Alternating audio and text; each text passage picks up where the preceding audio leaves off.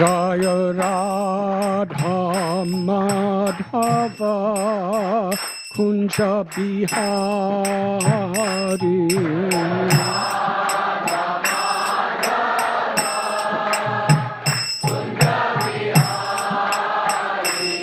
Jaya Radha Madhava Kunja Bihari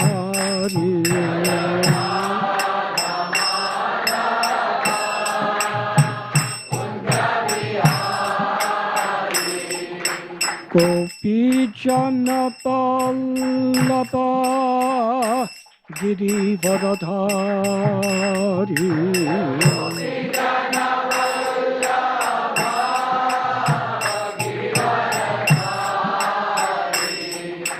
Gopi Jana Vallabha Girivaradhari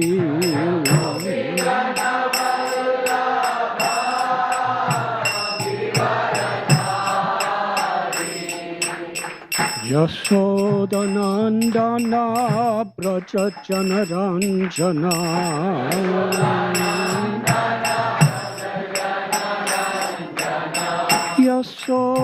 Yashodanandana Brajajana Ranjana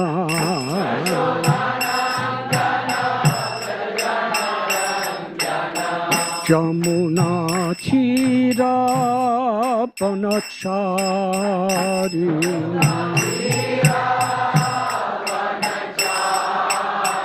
Jamuna Tira Panachari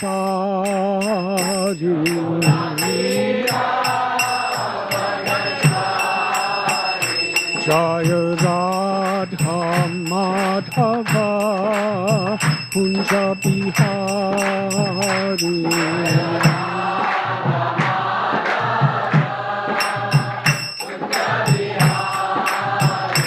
Jaya Radha Madhava Kunja Bihari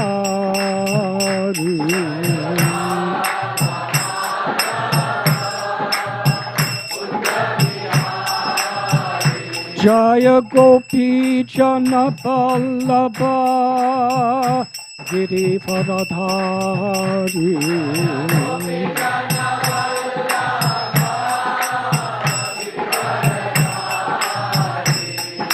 Gopi Jana Vallabha Girivaradhari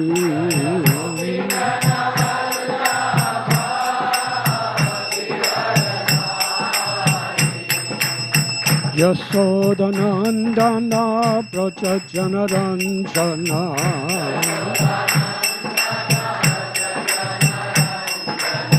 Yashodanandana Brajajana Ranjana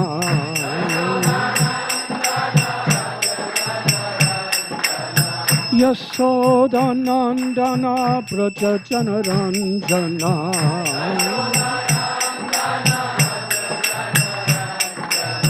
Jamuna Tira Panachari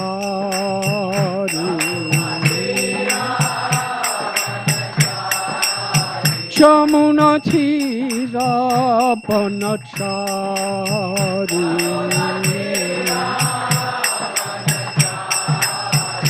Jaya Radha Madhava Kunja Bihari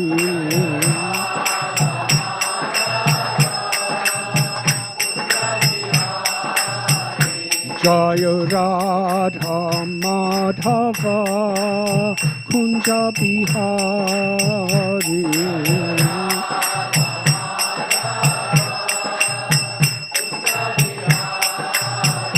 Jaya Radha Madhava Kunja Bihari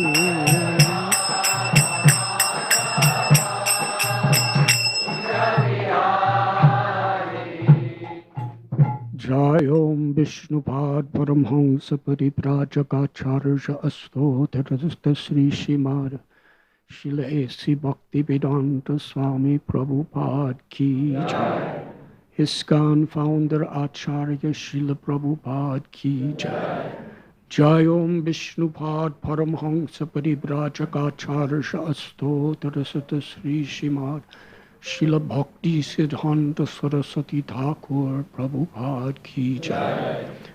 Ananti Koti Vaishnava Vrinda Ki Jai. Namacharya Srila Haridas Thakur Ki Jai. Prem se kaho Sri Krishna Chaitanya Prabhu Nityananda Sri Advaita Gadadhara Shivasadi Gaura Bhakta Vrinda Ki Jai. Sri Sri Radha Krishna Gopa Gopinath Sham Kund Radha Kund Giri Govardhan Ki Jai. Sri Mathura Vrindavan Dham Ki Jai. Navadvip Mayapura Dham Ki Jai. Sri Jagannath Puri Dham Ki Jai. Sri Mathura Dham Ki Jai. Sri Dwarka Dham Ki Jai. Ganga Mai Ki Jai. Yamuna Mai Ki Jai. Bhakti Devi Ki Jai.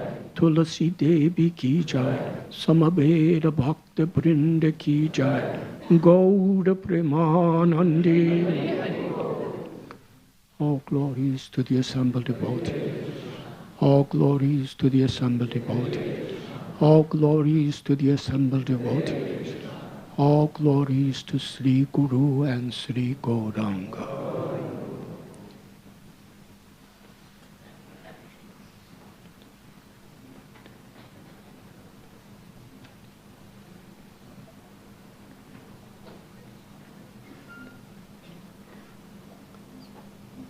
Om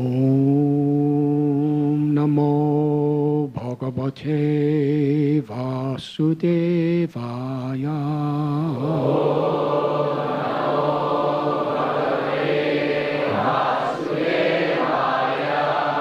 Om Namo Bhagavate Vasudevaya.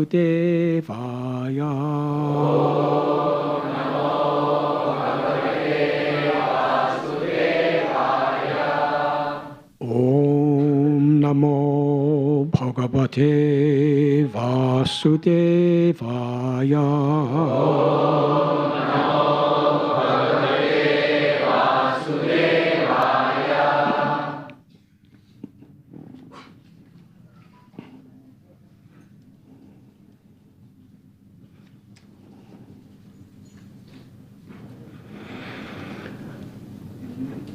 Yanmartya lilo paikam swayoga.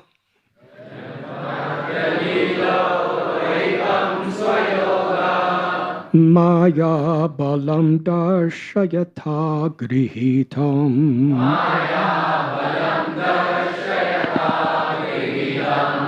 Vismapanam swasya chas sopakardhe.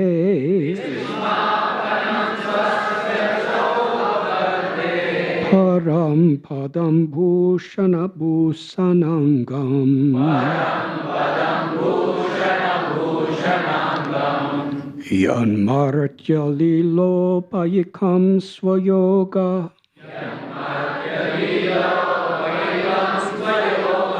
Maya balam darshayata grihitam. Vismapanam swasya chasopakarde.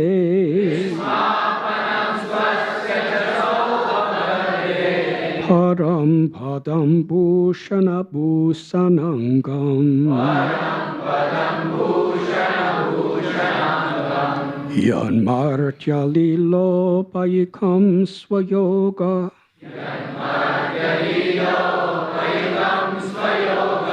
Maya balam darshayata grihitam.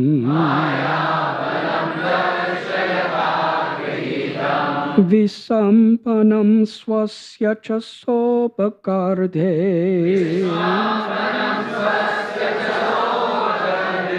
Param padam bhushana bhusanangam.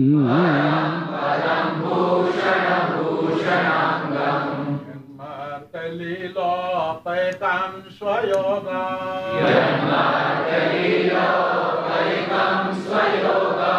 Maya balam darshayata grahitam.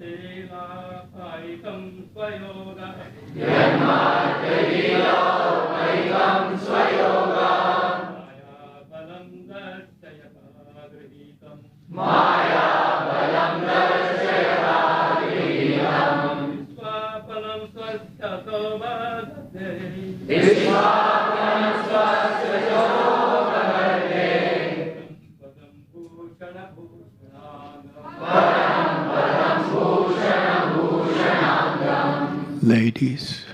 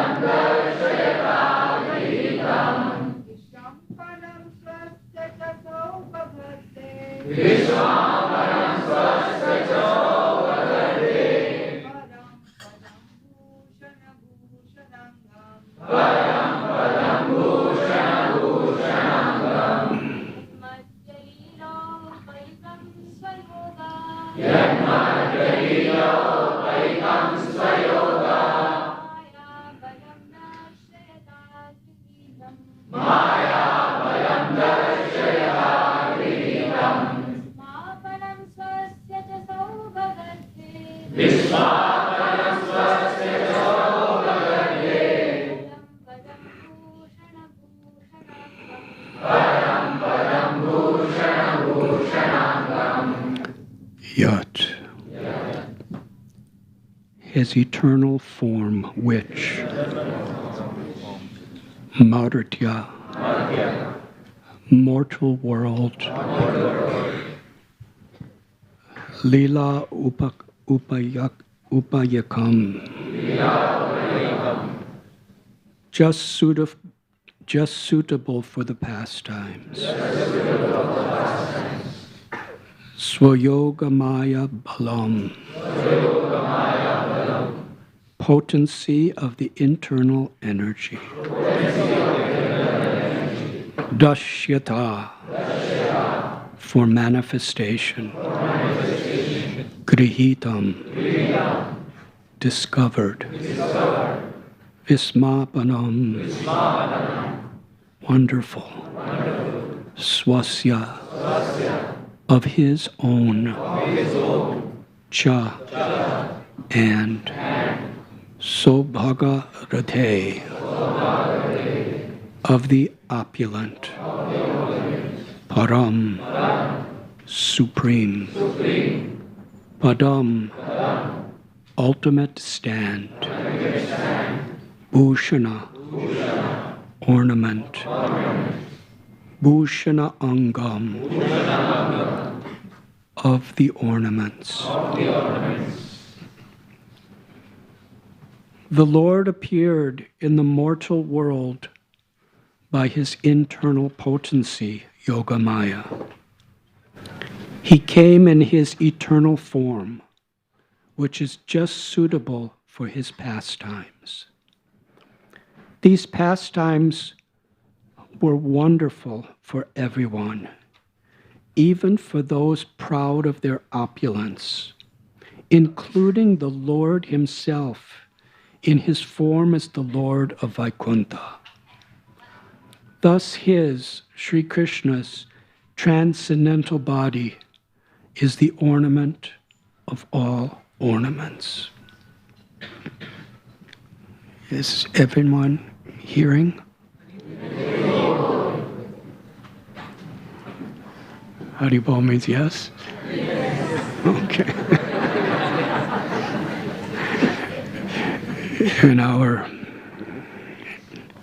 tradition, Haribol can mean everything. Thank you. Purport by His Divine Grace, A.C. Bhaktivedanta Swami Prabhupada.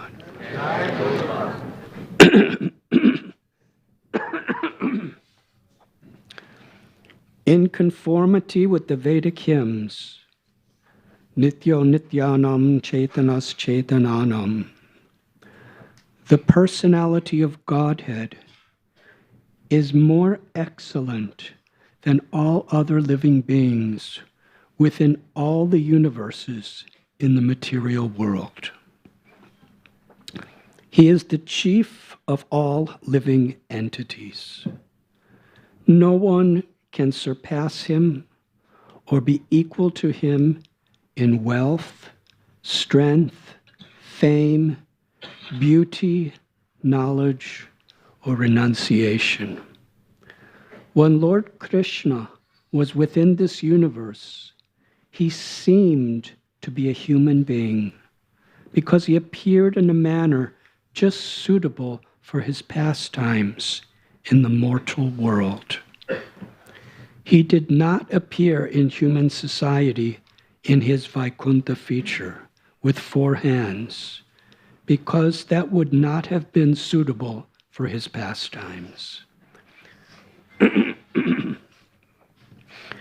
But in spite of his appearing as a human being, no one was or is equal to him in any respect, in any of the 6 different opulences. Everyone is more or less proud of his opulence in this world. But when Lord Krishna was in human society, he excelled all his contemporaries within the universe. When the Lord's pastimes are visible to the human eye, they are called prakata. And when they are not visible, they are called aprakata.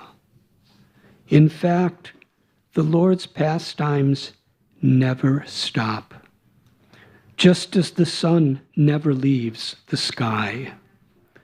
The sun is always in its right orbit in the sky, but it is sometimes visible and sometimes invisible to our limited vision.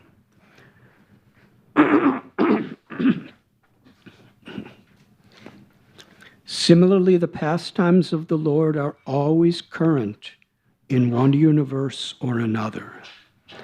And when Lord Krishna disappeared from the transcendental abode of Dwarka, it was simply a disappearance from the eyes of the people there. It should not be misunderstood that his transcendental body, which is just suitable for the pastimes in the mortal world, is in any way inferior to his different expansions in the Vaikuntha lokas. His body manifested in the material world is transcendental par excellence, in the sense that his pastimes in the mortal world excel his mercy displayed in the Vaikuntha lokas. In the Vaikuntha lokas, the Lord is merciful toward the liberated and nitya mukta living entities. But in his pastimes in the mortal world, he is merciful even to the fallen souls who are nitya baddha, or conditioned forever. The 6 excellent opulences which he displayed in the mortal world by the agency of his internal potency, Yogamaya, are rare even in the Vaikuntha lokas. All his pastimes are manifested not by the material energy, but by his spiritual energy. The excellence of his Rasa Lila at Vrindavan and his householder life with 16,000 wives is wonderful even for Narayan in Vaikuntha, and is certainly so for other living entities within this mortal world. His pastimes are wonderful even for other incarnations of the Lord, such as Sri Ram, Narasimha, and Varaha. His opulence was so super excellent that his pastimes were adored even by the Lord of Vaikuntha, who is not different from Lord Krishna himself.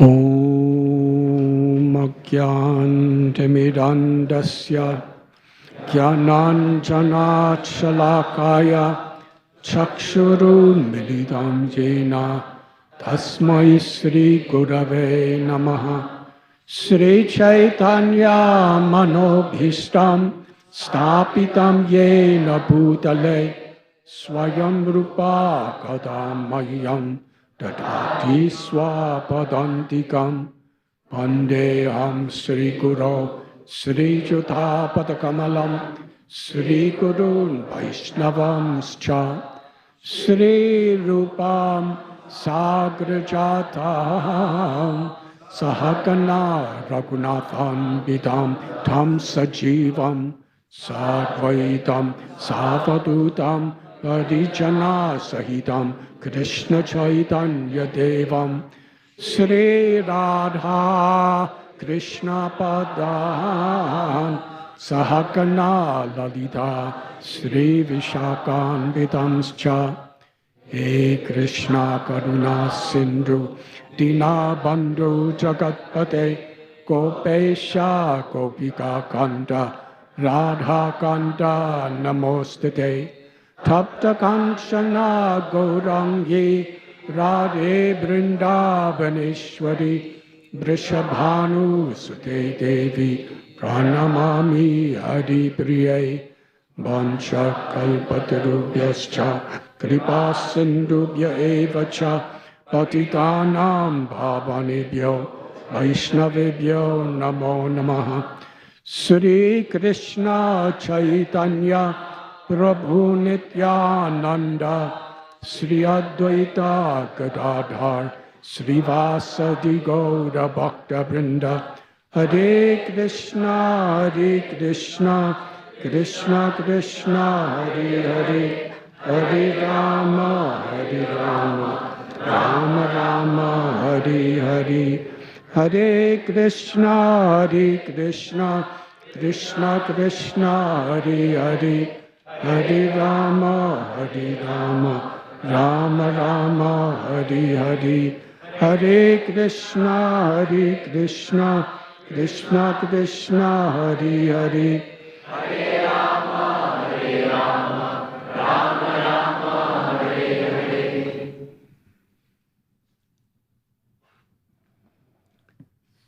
The Lord appeared in the immortal world by his internal potency, Yogamaya. He came in his eternal form, which is just suitable for his pastimes. These pastimes were wonderful for everyone, even for those proud of their own opulence, including the Lord himself in his form as the Lord of Vaikuntha. Thus his, Sri Krishna's, transcendental body is the ornament of all ornaments. We are reading today from Srimad Bhagavatam, Canto 3, Chapter 2, entitled Remembrance of Lord Krishna. Text number 12.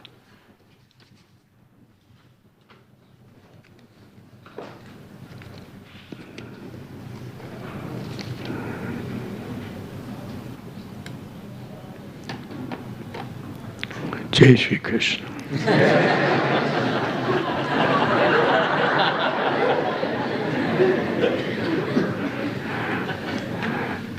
I am very grateful to be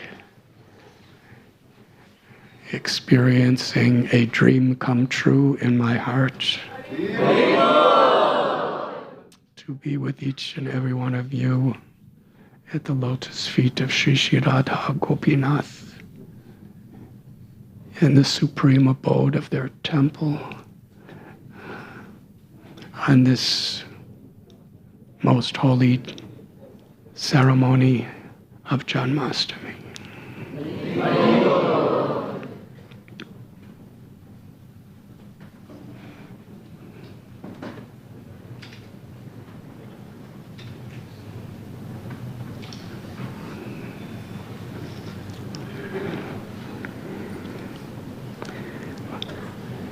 Krishna appears in this world for limitless reasons, but most prominent for us to understand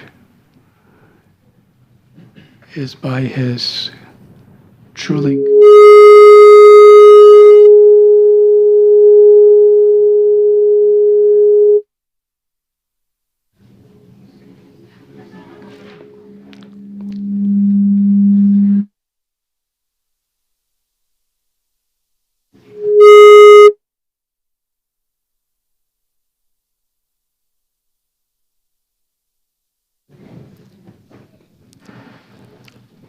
Jai Shri Krishna.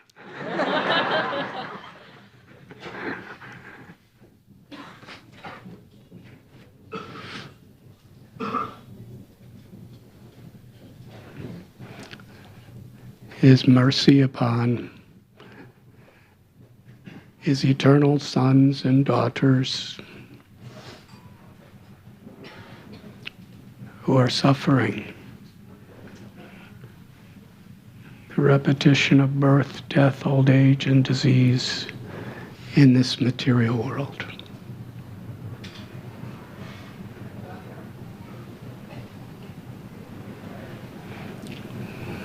We chant this beautiful verse, Hey Krishna, Karuna Sindhu.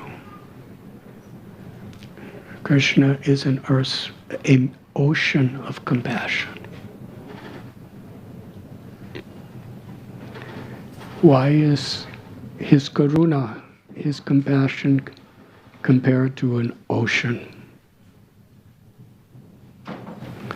Because within this world, that's the largest thing we could think of.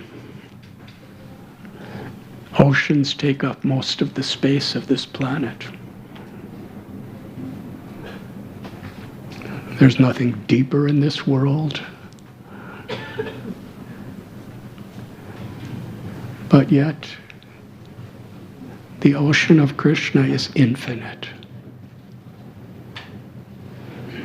The oceans of this world are not even a particle of a single drop compared to the Karuna Sindhu that is being described in this verse.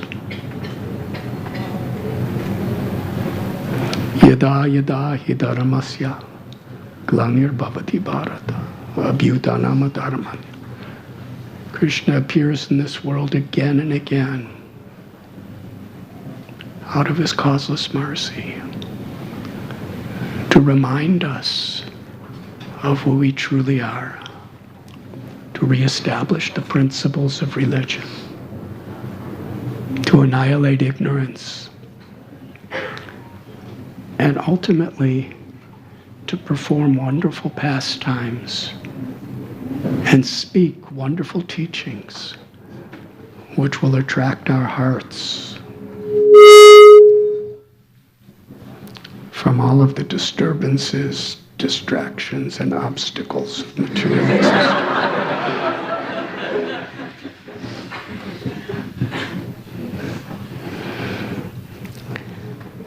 Krishna is supremely perfect. And because we are part and parcel of Krishna, we are always seeking the perfection of Krishna. Krishna's beauty, Krishna's knowledge, Krishna's strength, his wealth,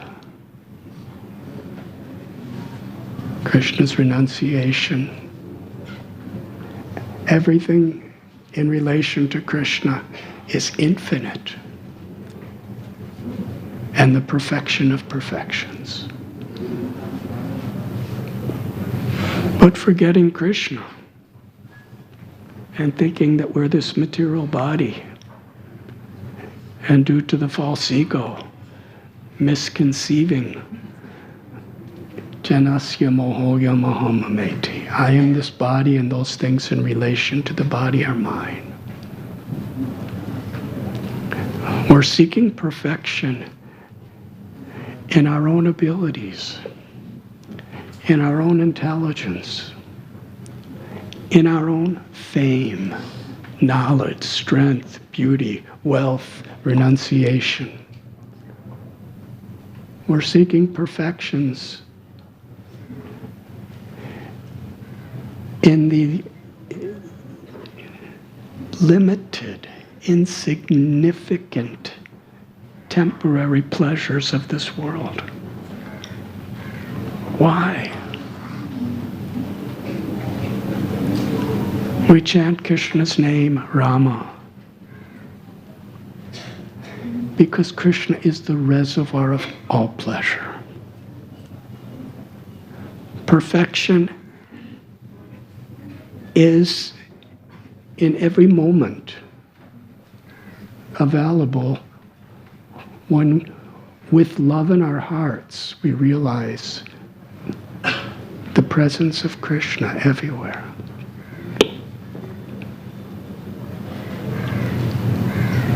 People become distressed, depressed, frustrated.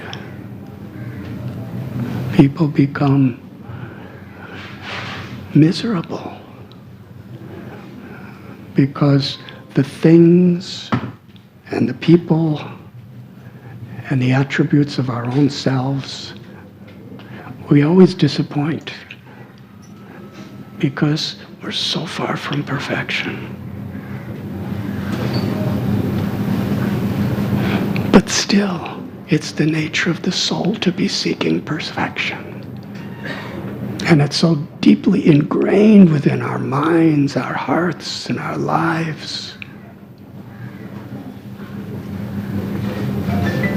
The distractions of this world, where we seek it anywhere else from except where is Krishna.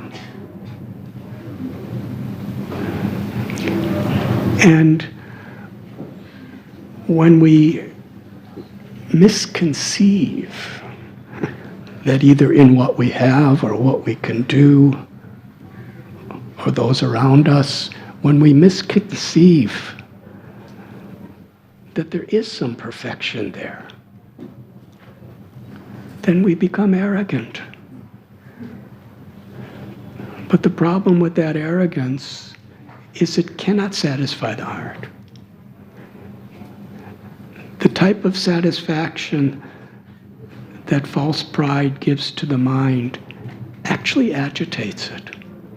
Because the more you think you have, the more you need.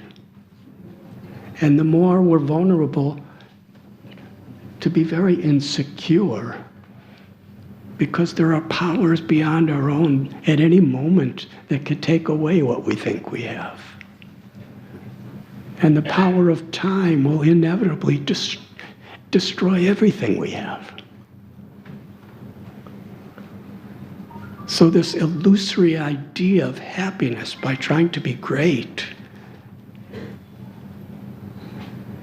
is very shallow. And it perpetuates the sufferings of birth, old age, disease, and death. But still, Anandamayo Vyashat. Krishna is always seeking ultimate pleasure because he is ultimate pleasure.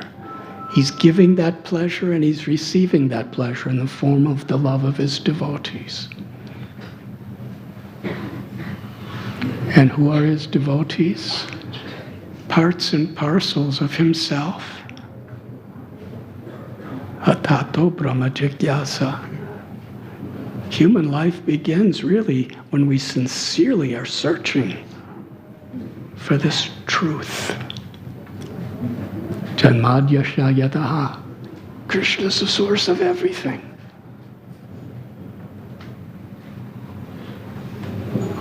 Krishna has infinite love for everyone. And as his parts and parcels, as his expanded spiritual energy, we have the power given by Krishna and Sri Radha to love Krishna. And in that love of Krishna is love for all beings, love for all that is connected to Krishna. Because everything that exists is an expansion of Krishna's energies, which includes ourselves. When we love Krishna, in the humility of the presence of God, we truly, deeply, infinitely love our own selves because we're part and parcel of Krishna. We understand the infinite value of my life because I'm part of Krishna. And how important is each part and parcel of Krishna? Paritranaya sadhunam vinashaya chaduskritam. Krishna comes again and again and again into this material world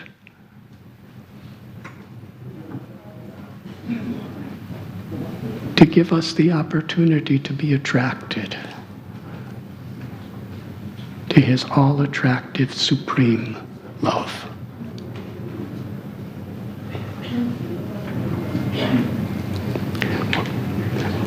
There is nothing more meaningful than the search for God's love.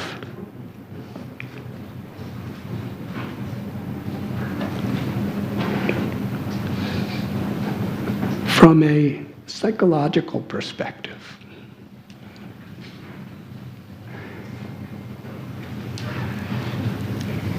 having meaning, doing something that's meaningful, being with meaningful people,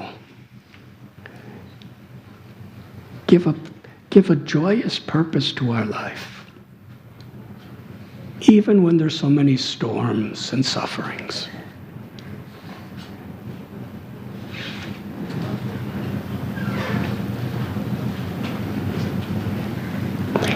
Krishna, he descends to this world to give us an understanding of what the real meaning of life could be for each of us. Krishna speaks Bhagavad Gita, Janma Karma Chame Divyam.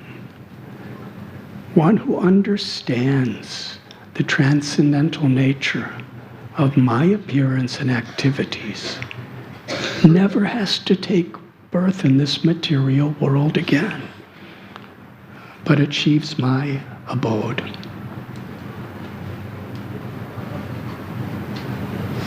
The 700 verses of Bhagavad Gita spoke in that inconceivable context of the battlefield of Kurukshetra, representing the nature of this world, a place of conflict, a place of uncertainty.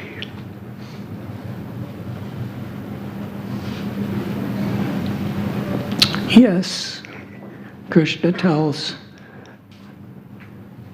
that if we just hear his wonderful pastimes and teachings, and we understand the meaning of them, we will be happy forever with Krishna.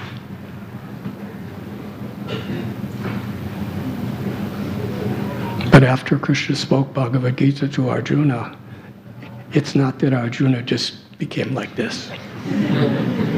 He had to apply these principles to his life in even very difficult circumstances. And Bhagavad Gita was spoken in that setting because that's what's expected of all of us within this material world. Najayate mriyate vakadachet. The soul is eternal, and I am the soul, and you are the soul. The soul is looking for the meaning of loving service to Krishna. And these temporary, insignificant experiences of material life.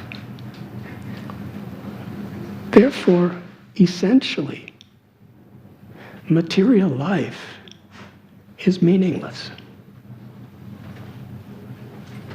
Why? If we understand reality is eternity, then all these fleeting experiences are quite meaningless. But yet, every moment is infinitely meaningful when we are striving for that yoga or that reconnection with Krishna.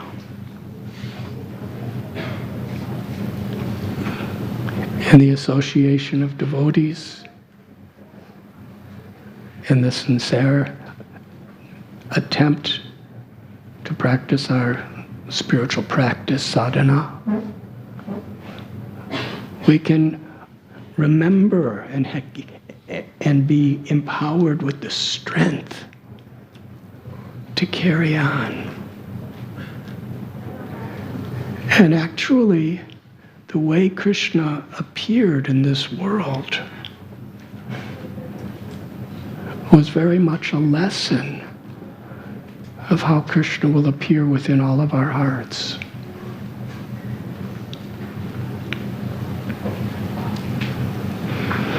The story that Sukadeva Goswami tells from Srimad Bhagavatam, it begins not a happy time in this world. It was actually really miserable. Today it's Kali Yuga and we see so much conflicts. But actually, there are no Kamsas or Jarasandas or Putanas or Aristasuras, Agasuras, Pralambasuras, Vritasura, all of these, they were all here. And they were exploiting the resources of Mother Nature. It was such an extreme situation that Mother Earth herself, who's an expansion of Krishna's feminine energy of Lakshmi. Bhumi is the presiding goddess of the earth. She's an expansion of Krishna's Sri Radharani energy. She's the mother for everyone that's here, providing everything.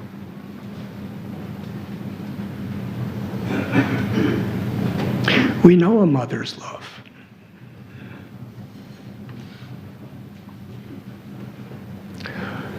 What is Bhumi's love for all of us?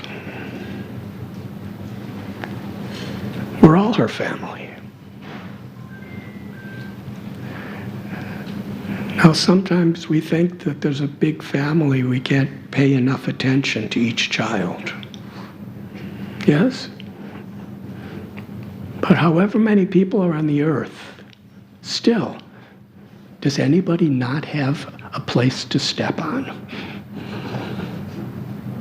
Mother Earth is there for everybody at all times. And she's providing everything. But due to contaminations of the mind and the heart, due to false ego, we're exploiting one another. Actually, the fact that we have to grow old, get diseased, and die, and take rebirth and all of this, that's not in and of itself a suffering situation. Because the spirit soul in this material world is actually here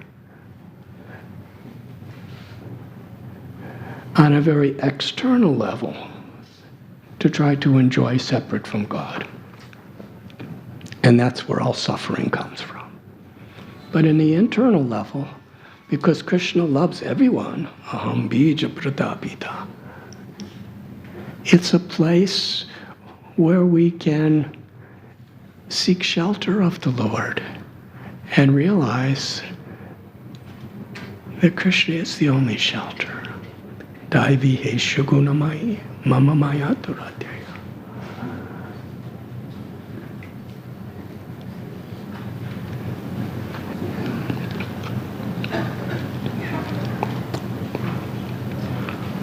Mother Earth,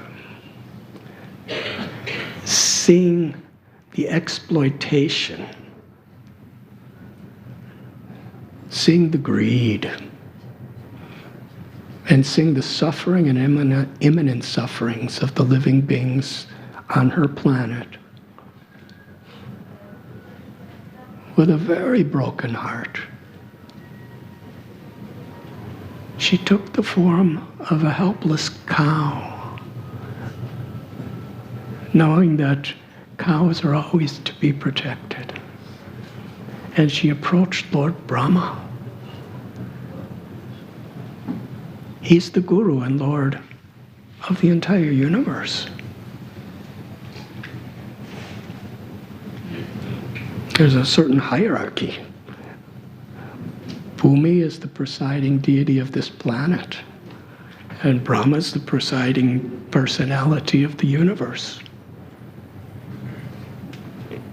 Brahma understood there was really nothing he could do about this, except turn to Krishna. Lord Shiva, he came, along with Indra and Varuna and Vayu and all of the Devatas, and Narada, and all the great sages. And together they went to the ocean of milk, where Kshirodakshaya Vishnu resides. And there they worshipped Lord Narayan. They prayed. And while they were performing their heartfelt puja, along with Bhumi Devi, the Purusha Shukta prayers were chanted.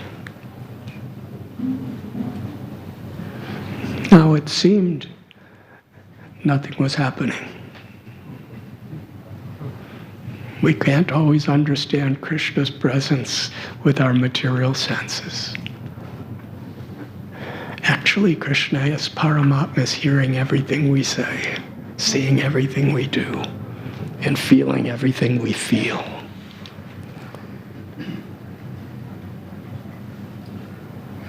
The Supreme Lord is all-knowing. But still, he's approached through a special culture that he has given us. Lord Brahma entered into a state of meditation. Deep, deep absorption in meditating on Krishna,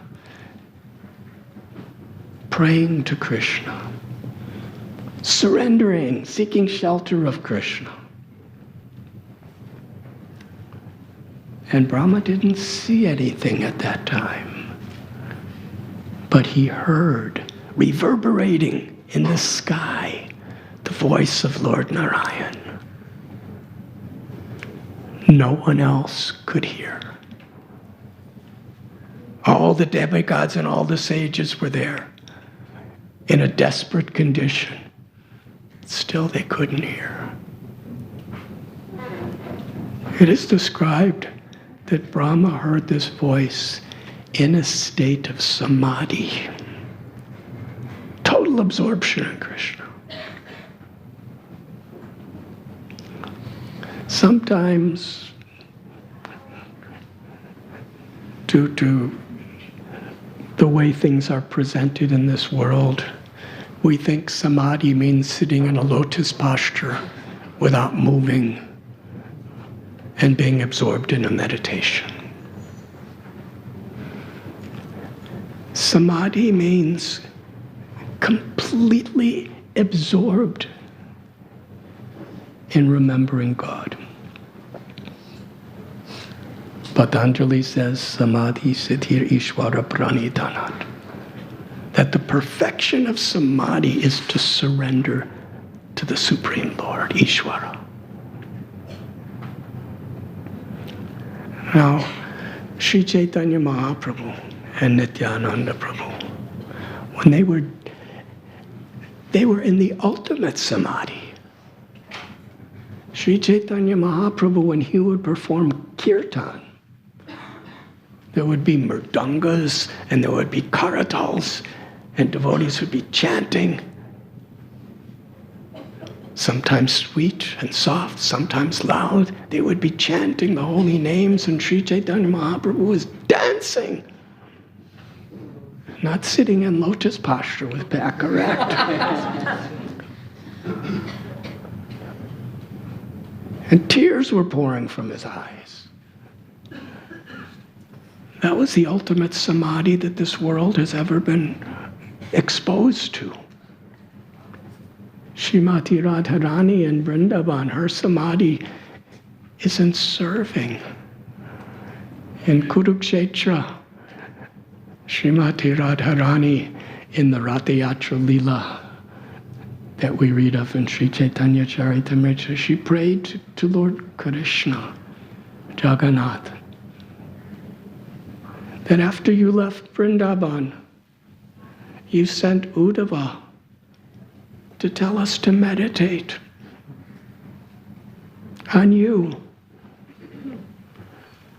But we're not mystic yogis, we're gopis. And we're gopas. We are drowning in an ocean of separation from you. And we are being devoured by the gigantic Timingala fish of our desire to serve you. Devotional service is the deepest samadhi of absorption.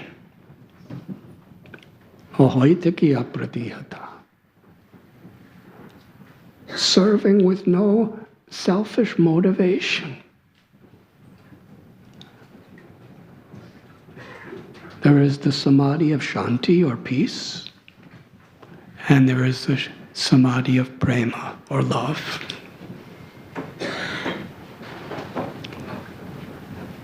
So back to the ocean of milk, the shore. Brahma's meditating. He's in this samadhi. He hears the voice of Vishnu, which describes that I will be incarnating in this world. Before you came here to offer your prayers, I already knew the plight of Mother Earth. All of the demigods, their wives, should expand in their plenary portions to take birth in the Yadu dynasty to assist in my pastimes. Lord Balaram will come before me, and Yogamaya will be there.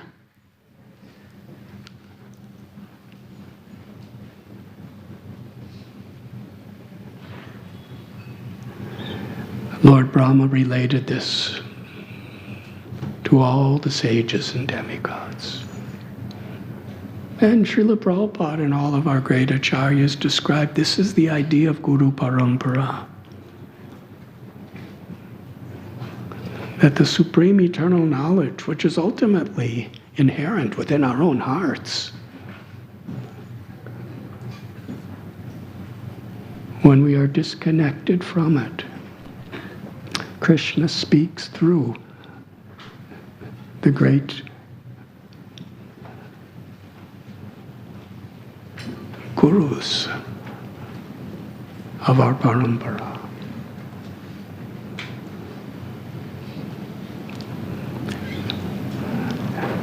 Then Sukadev Goswami brings us to Mathura, where there was a marriage of Vasudeva and Devaki. It was such a beautiful marriage. Vasudeva is a royal prince. Devaki is a royal princess.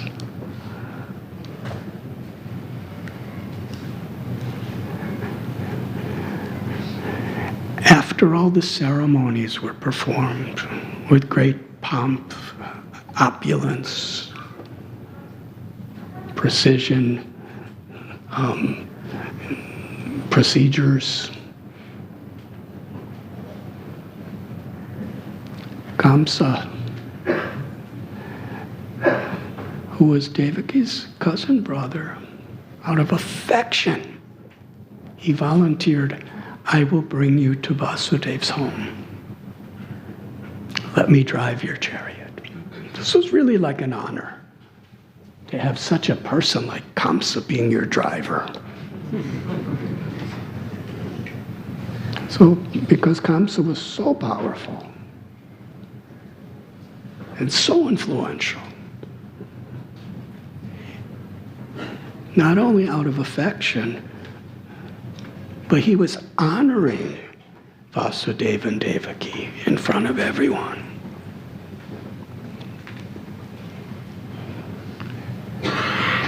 And seeing this, everyone was so happy. There was musical instruments, and the residents of Mathura were dancing, the Yadus, Vrishnis, Bojas, Andakas, they were all assembled. This is a grand festival. Brahmins chanting prayers, and they're moving along the pathway when a voice came from the sky, an unembodied voice. "Kamsa, you are a fool." Now that definitely got his attention.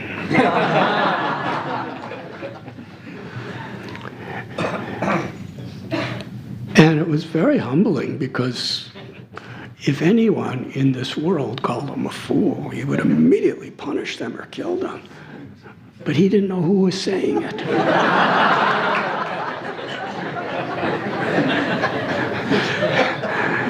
As they say, sometimes less is more.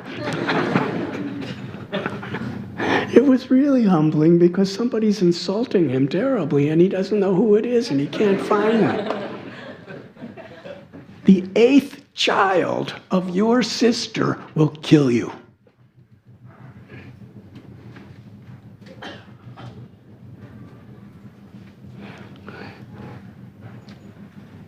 His hands are in the reins of the horses. He lets go, draws his massive shining sword with one hand,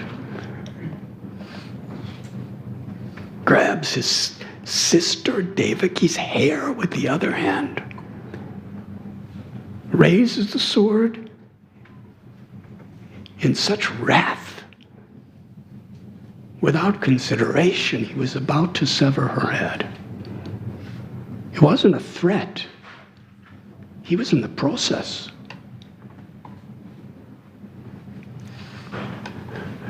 Vasudeva, seeing the situation, came between them. He was so intelligent And he was so loving to Devaki.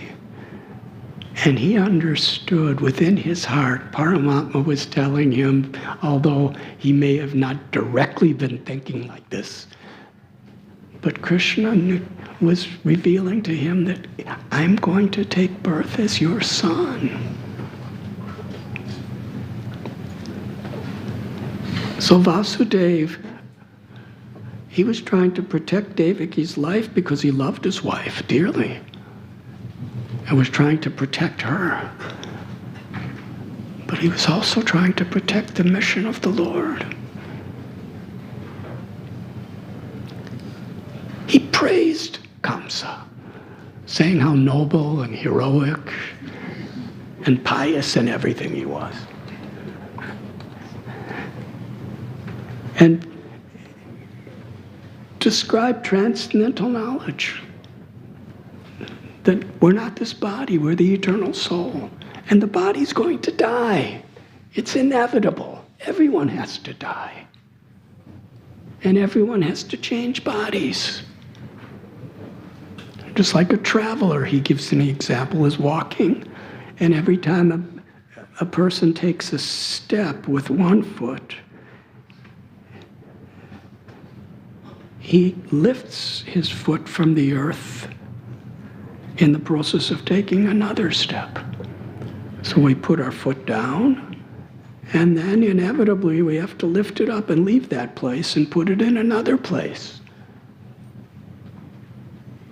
Or as a little worm is crawling from leaf to leaf, from blade of grass to blade of grass. In the same way, we must give up this body we're in and take another one. And which one are we going to get? According to our activities. If we commit sinful, selfish, violent activities in this world, then we're going to have to pay and suffer. If we perform pious activities, then we will prosper. So Kamsa, this little lifetime of ours, it's not worth committing the atrocity of killing your own pious sister.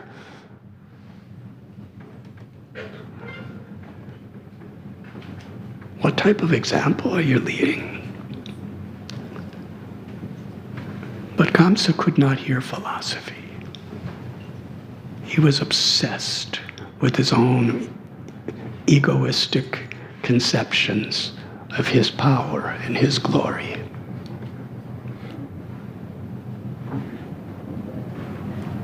So Vasudeva promised, there's no danger from Devaki. The danger is your eighth child. I will give you every child that is born from us.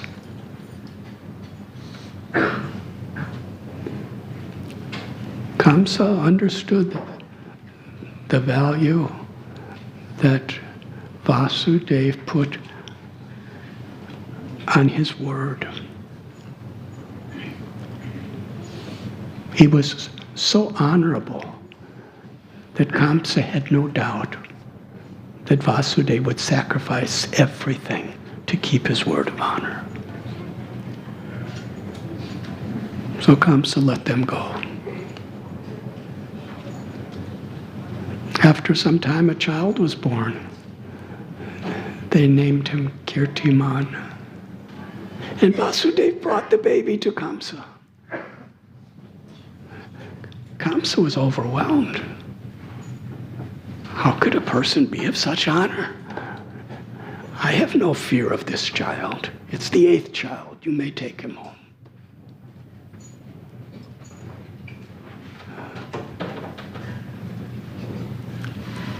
Narada Muni. He understood everything from a very, very higher perspective.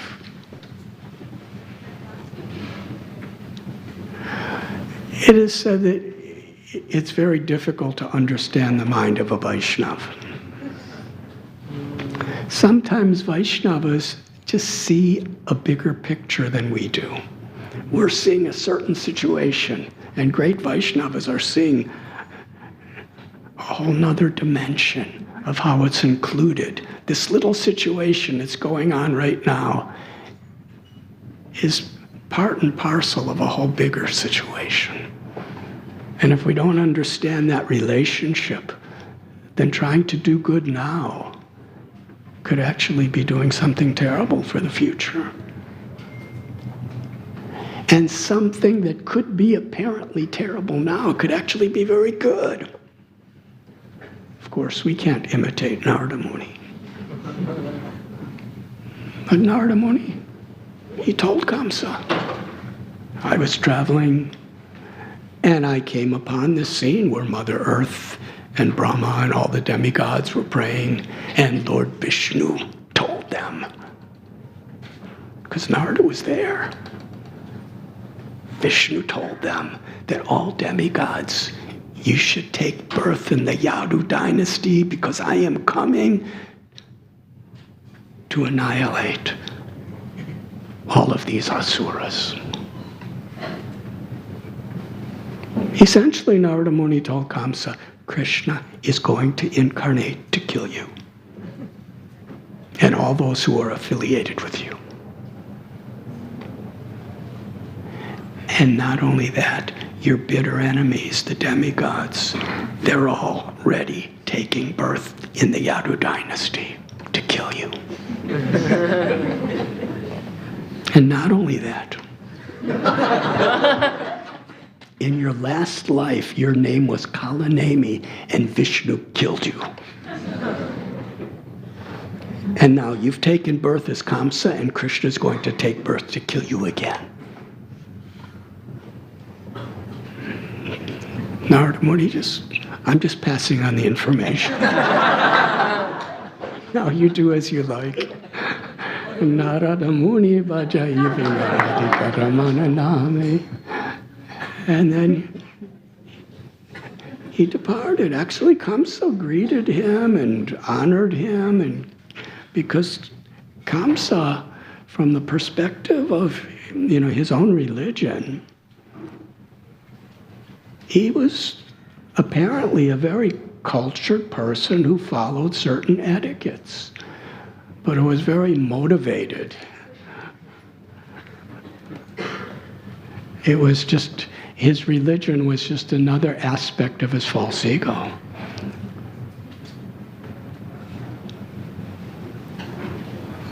It was totally conditional.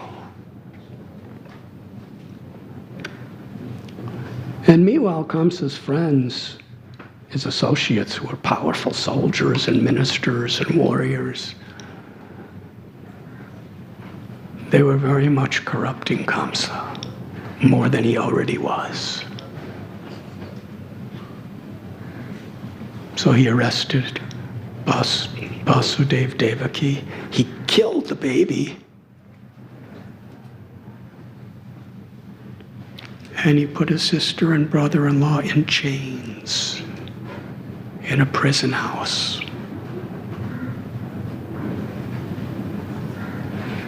Vasudeva and Devaki had 6 sons as the years passed. And as soon as they were born, Kamsa came down, and right in front of Vasudeva and Devaki's eyes, he smashed them against a rock till they were dead. This is horrible.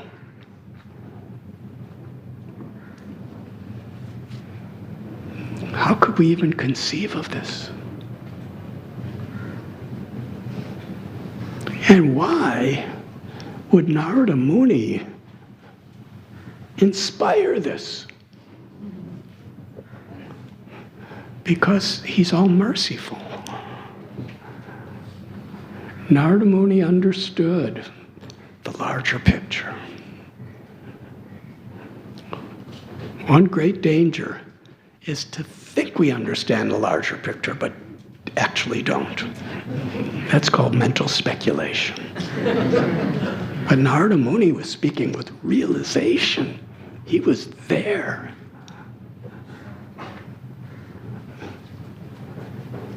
Maricha, he was a son of Brahma who represented the mind. And he had 6 sons. They were demigods.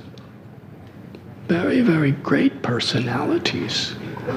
They were not only demigods, they were sages among the demigods. But they misunderstood Brahma's behavior and laughed at him. And for us, we laugh and we beg forgiveness and somehow or other it gets worked out. But when you're in such a high position, you get reactions.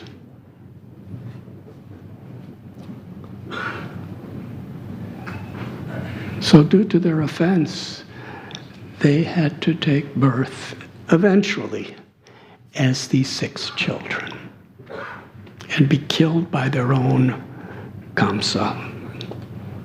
They actually took birth as the sons of Kalanemi and were cursed to be killed by our own father.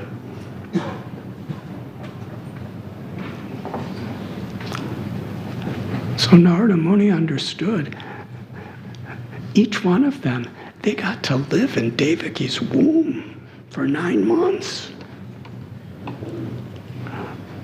Yes, they were in prison, but they had the association of Vasudeva and Devaki all that time. And her womb is the abode of bhakti.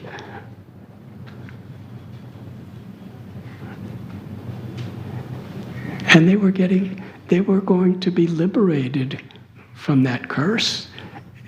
And they were going to eventually achieve Krishna Prema.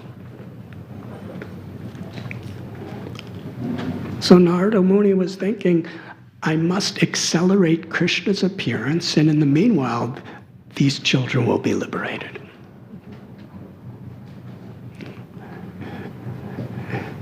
And it is described by Srila Vishwanath Chakravarti Thakur and Srila Prabhupada that Devaki's womb represents bhakti. Kamsa represents the fear of material existence. And these 6 children, they represented the 6 enemies of the mind: lust, anger, envy, greed, arrogance, and illusion. And also the 6 distractions and disturbances that affect the mind.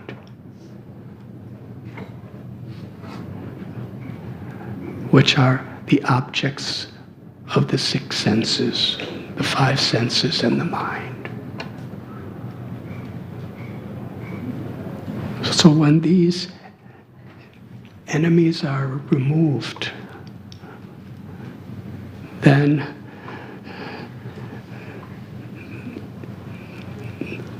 and how are they removed? This is what is being described in this analogy.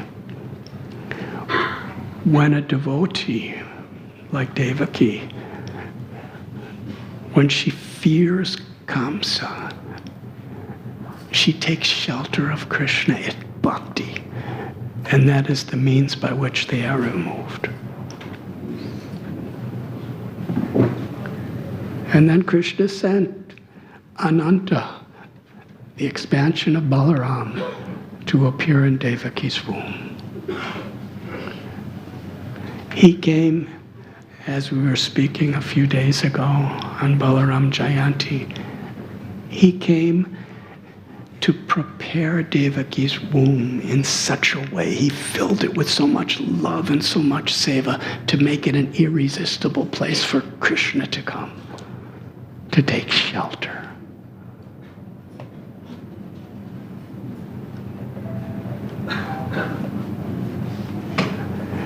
Krishna called for Yogamaya, his internal spiritual potency,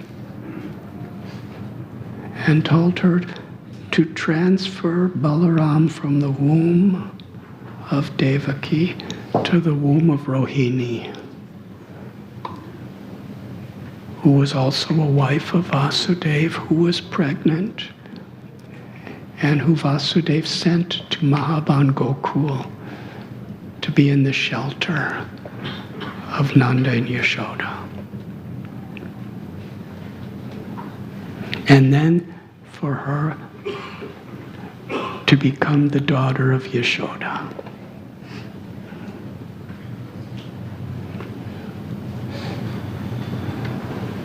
The pastime continues.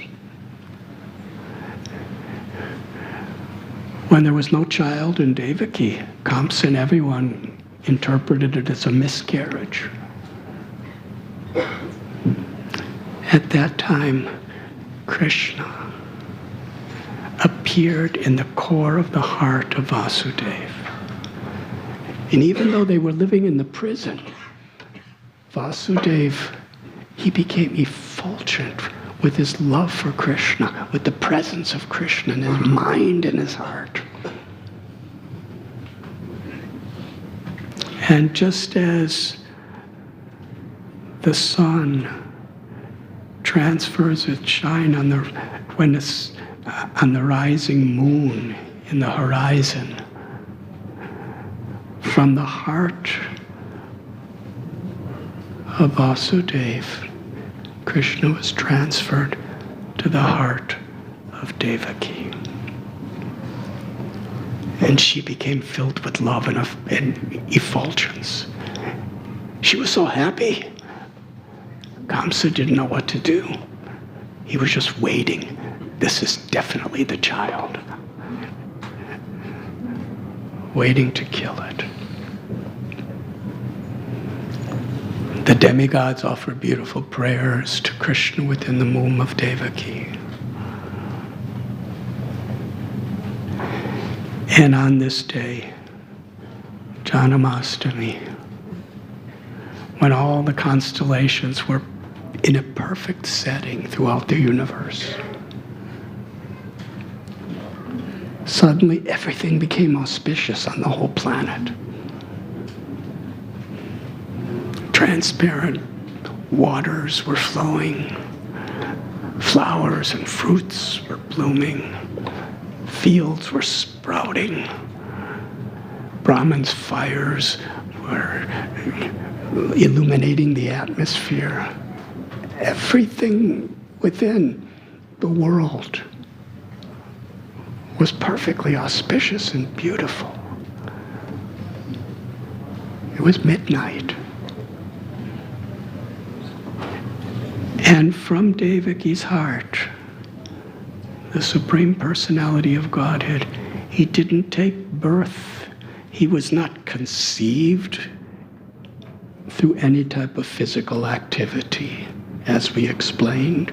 And similarly, he simply appeared from within her womb to standing in front of them in the form of Lord Narayan Krishna. He had 4 arms, like in Vaikuntha.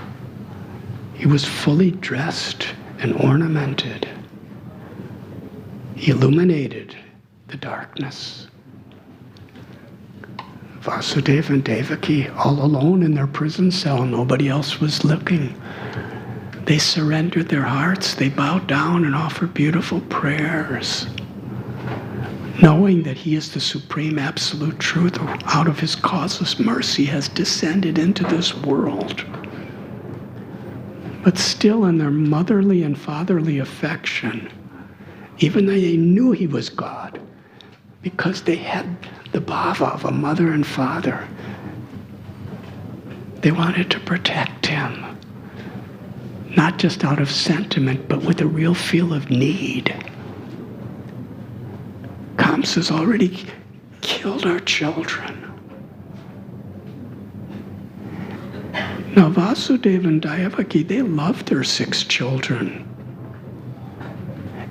as much as anyone could love their children.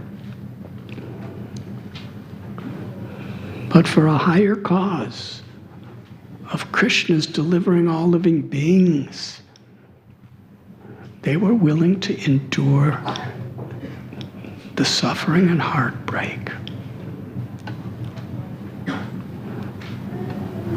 So they appealed to Krishna in his Narayan form. If Kamsa sees you like this, he'll know that you are the Vishnu he's been waiting for, and he'll harm you. So please take the form of an ordinary baby child so we might be able to hide you.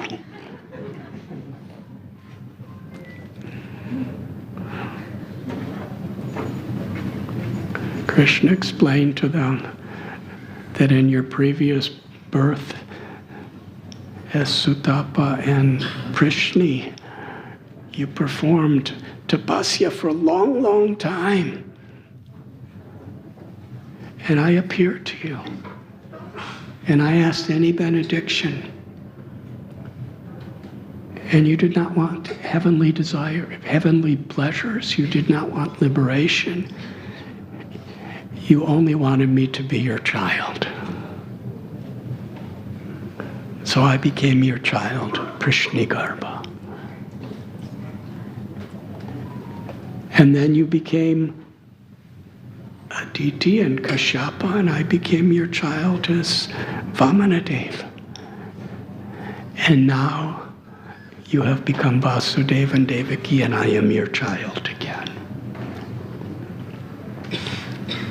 Take me across the Yamuna River and exchange me with the little girl born of Yashoda.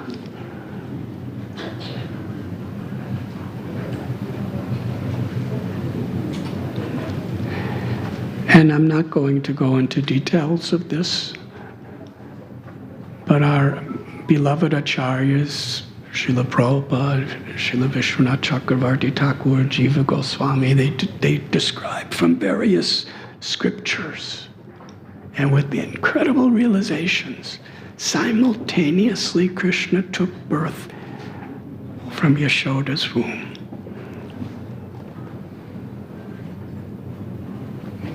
He just appeared outside of her. And the Krishna of Gokul was brought by Yogamaya across Yamuna to Mathura, and the expanded plenary portion of Krishna, Gokulananda, entered into his form. And then Yogamaya became Yashoda's daughter. But Yashoda Mai, by Yogamaya's potency, she was in deep sleep and didn't even know any of these things happened. Meanwhile, Krishna's a little baby, just born. He was supremely all beautiful, but still he was just born. Some of you mothers have had children, and you know what a child when they're just born. Imagine that same experience, but it's Krishna.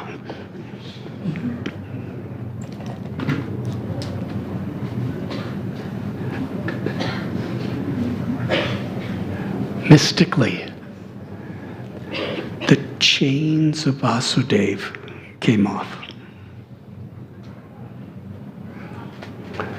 The door of the prison opened. All the guards, and there were a lot of guards, they all fell asleep. In fact, everyone there fell asleep. So Vasudeva picked up. In later part of Srimad Bhagavatam, we learn that Devaki,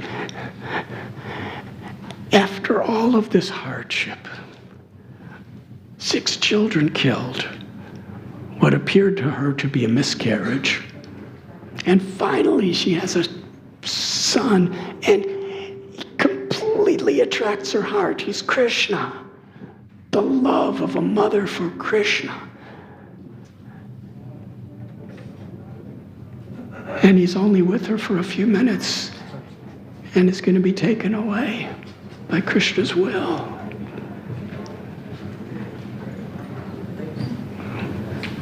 So to prepare him for the journey, she fed him the milk from her own breast of motherly love.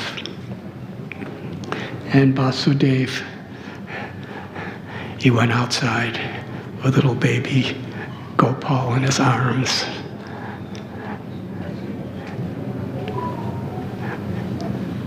And for those of you who came today to Radha Gopinath Temple, we know what the monsoon season could be as far as rains. There was a rainstorm. But Ananta Shesha, Balaram expanded to be Ananta, to be an umbrella, to protect Gopal. He came to Yamuna River, and Yamuna was flooding, very high, swirling waves, very deep.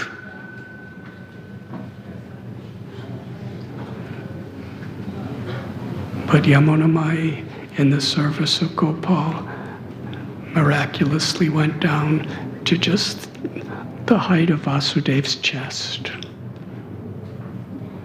And he carried her. And as he was carrying her across Yamuna, Yamuna wanted to embrace Krishna so much. So to fulfill Yamuna's desires, Krishna slipped out of Vasudeva's hands and fell into Yamuna. Now it's midnight. And it was very, very dark. And Yamuna was swirling, even though mildly. And Vasudeva couldn't find Krishna. He was searching everywhere in the water. He's in the middle of a river. And the child, he was frantically searching for Krishna, while Krishna was reciprocating with Yamuna Mai's love. And then he revealed himself to Vasudeva, and he carried him across, brought him to Gokul.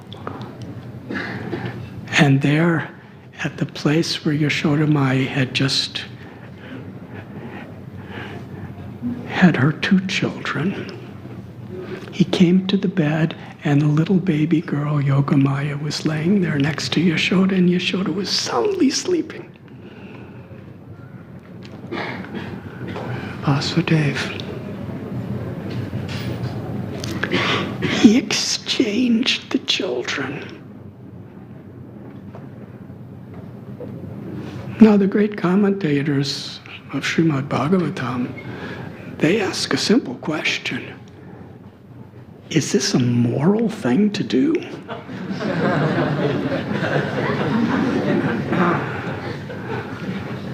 Because he knew what Kamsa would do to this girl. Now, Nanda and Yashoda were cousin brothers.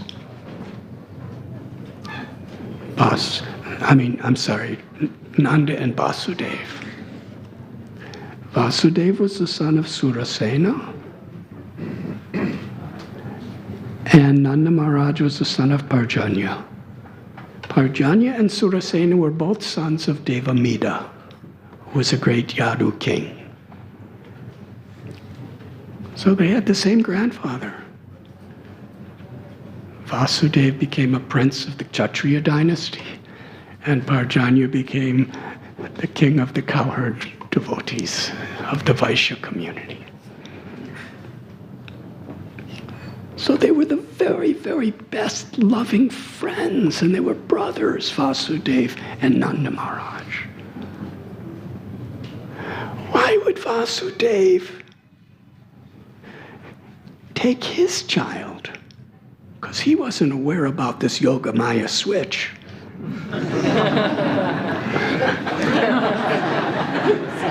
For him, this was his child. And he brought him to Gokul to protect his child. But then he was taking an infant baby girl, the daughter of Nanda and Yashoda, back to the prison to meet Kamsa.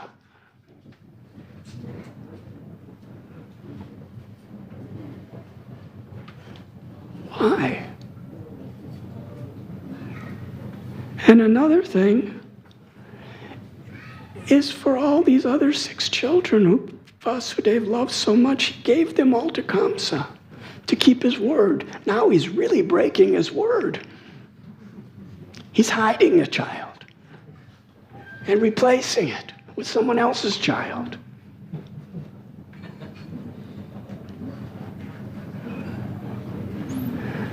Because Krishna, it was Krishna's will. It was Krishna's order. And Vasudeva was completely surrendered to the perfect mercy of Krishna's will.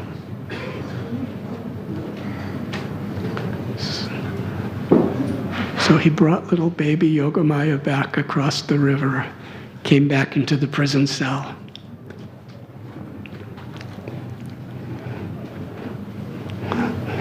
The shackles clasped around Vasudeva again. The prison doors locked.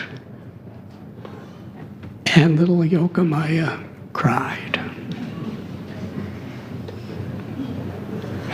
Not with a mystical cry, but a cry that sounded just like a newborn human baby. And it awoke the guards. Immediately they informed Kamsa. The Bhagavatam describes Kamsa was so afraid of this child. When Devaki was pregnant, he knew it was going to be Vishnu. He was in total fear 24 hours a day and anger. He would see Vishnu coming to kill him when he was eating, when he was sitting, when he was walking, when he was sleeping, dreams. He would see behind trees, everywhere. 24 hours a day, he was seeing Vishnu coming to kill him. How he was anticipating the birth of this child. He ran into the prison dungeon, and Devaki's holding her baby, this little baby girl. She's pleading with her brother Kamsa. You've already killed 6 of my children. This is a girl. You have nothing to fear from a little girl. Give me this one blessing. Let me be a mother for this baby.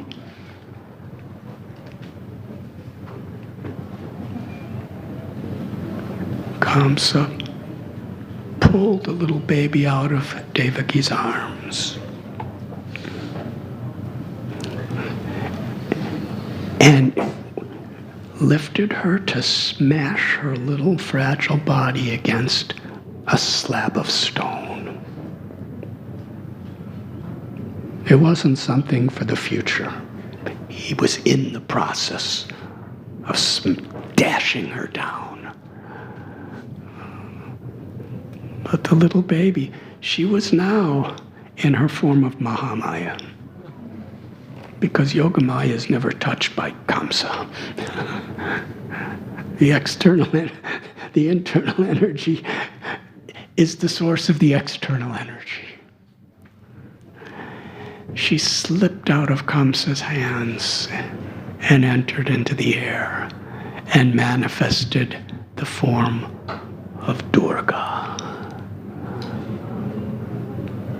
the opulent goddess of material nature, all-powerful. She had celestial weapons and 8 arms, riding on a majestic lion. Kamsa was looking up. Durga looked down at him. and said, Kamsa, you are a fool.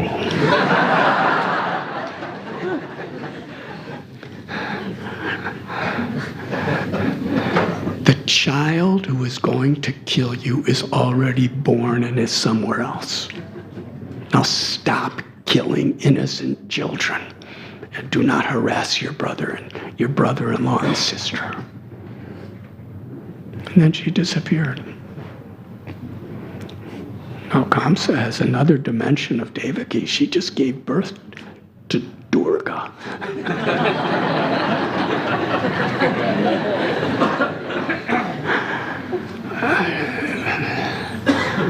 He was humbled.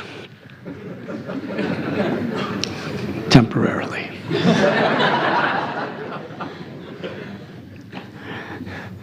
He fell at the feet of Vasudeva and Devaki and begged forgiveness. He said, I have done such heinous, violent crimes of killing your own children. Please forgive me. But still, Kamsa was like a philosopher. And he said, but actually, it was your own destiny. He was begging forgiveness because he did it, but still, it was, I'm just an instrument of your destiny.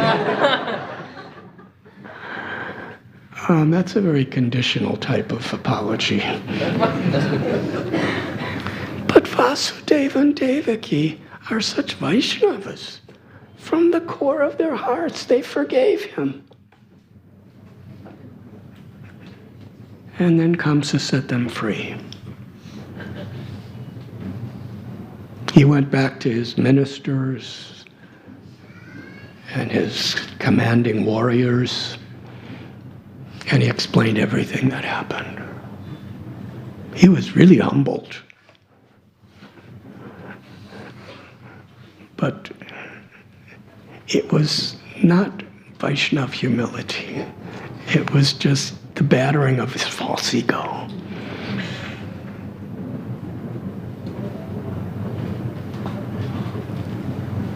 His ministers, they said, we will kill every child that was born within the last 10 days or more. Just give us the order. There's nothing to fear. Wherever that child is, we will kill them. And all these yadus will kill them all. What do you have to fear? When the demigods are not fighting you, they brag about how great they are. But when they are in your presence, they hide in fear. You are all powerful. Just give us the word. Kamsa was so misguided by his followers that he became more cruel and more envious than he ever was before. And he gave the order to all these asuras, like Putana and others, what to speak of all his warriors, to destroy anything that had to do with dharma or religion or Brahminical culture and all the babies that were born. That order came a few days later, but that's how he was distorted. Meanwhile, in Gokul, should I continue?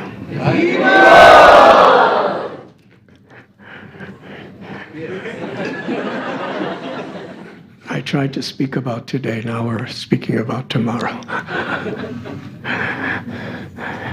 Yashodamai wakes up, and there's a little baby laying next to her. And it was her first glance upon Gopal. The very embodiment of the sweetest, supreme perfection of all-inclusive beauty in the form of a helpless little tiny baby who is her own child.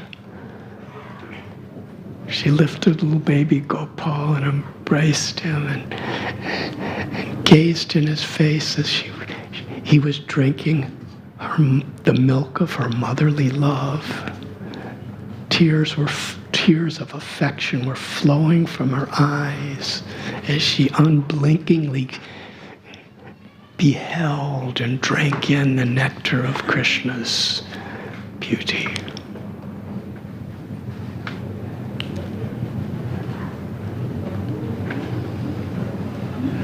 Rohini Devi, who was right there, she sent a Brahmin lady to inform Nanda Maharaj. It was early morning. Nanda and the senior cowherd men were milking the cows. And she came. But she was in such ecstasy. What to speak of the news she was carrying, but she's going to deliver it to Nanda Maharaj. He was already elderly, and he never had a child. Everyone in Braj Bhumi for years were praying and crying for Nanda and Yashoda to have a child. She was standing there, and she couldn't say a word, and the cowhand men, out of respect, they were looking at her like, "Why have you come?" She couldn't say anything. She was trembling. She was crying in ecstasy. And finally, she cried out, "Nanda, you have a child. Why don't you go and see him?" And Nanda Maharaj and all the cowherd men, they began dancing like peacocks when the first monsoon rains come to end the drought of the summer.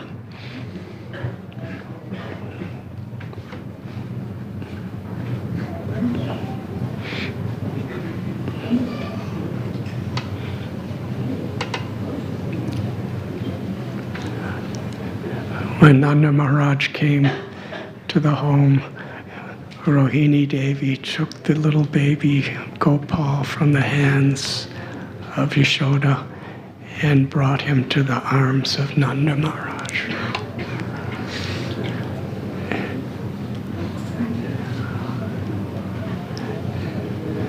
The love of the Father and the Son is the supreme, ultimate cause of all fatherly love within all of existence. The love of Nanda for Gopal.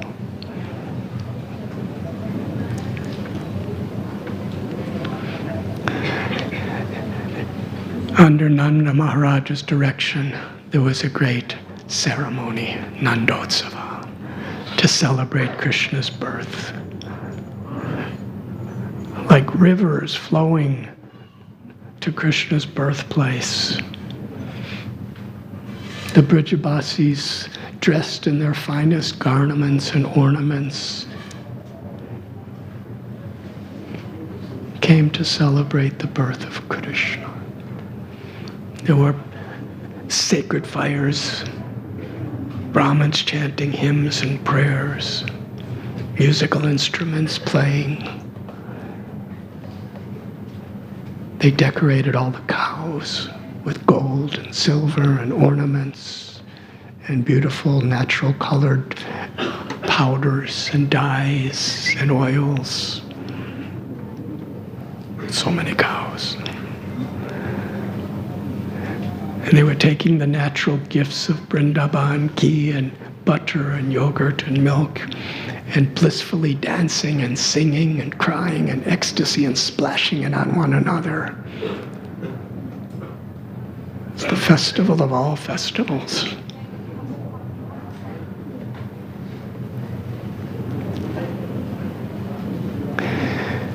Now this morning I was on the altar of Sri Sri Radha Gopinath. And I was offering a little prayer. What should I speak of for today's class? And traditionally we speak about the birth of Krishna. But I was thinking, if I'm going to tell any pastime, what should I speak? And then I saw in this magnificent dress that has been offered to all the deities, there are embroidered fish. Have you seen? So I'm going to tell you a story connected to fish.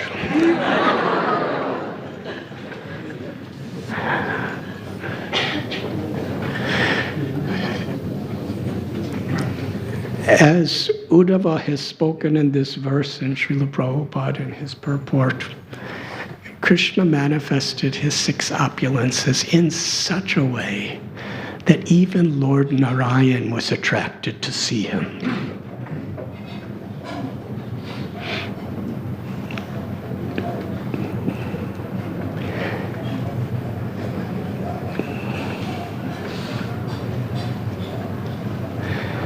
Although Krishna took the form of the sweetest,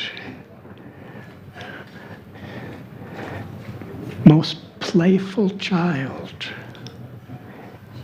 even when he was only 6 days old, the mighty demon Putana, he effortlessly liberated.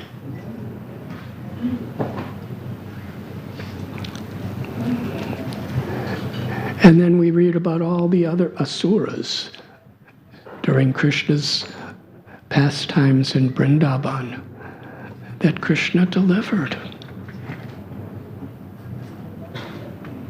Sakatasura, Trinavarta, Vatsasura, Bakasura, Agasura.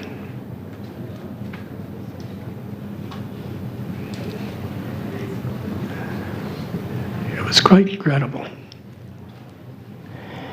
And at the same time, even great demigods like Brahma and Indra were humbled by Krishna. But it never interrupted the sweetness of the loving exchanges between Krishna and the Gopas and the Gopis. So this one pastime is spoken. For 7 days, Krishna lifted Govardhan Hill. As we know, Indra, who's the lord of the Devatas, is the king of the heavens.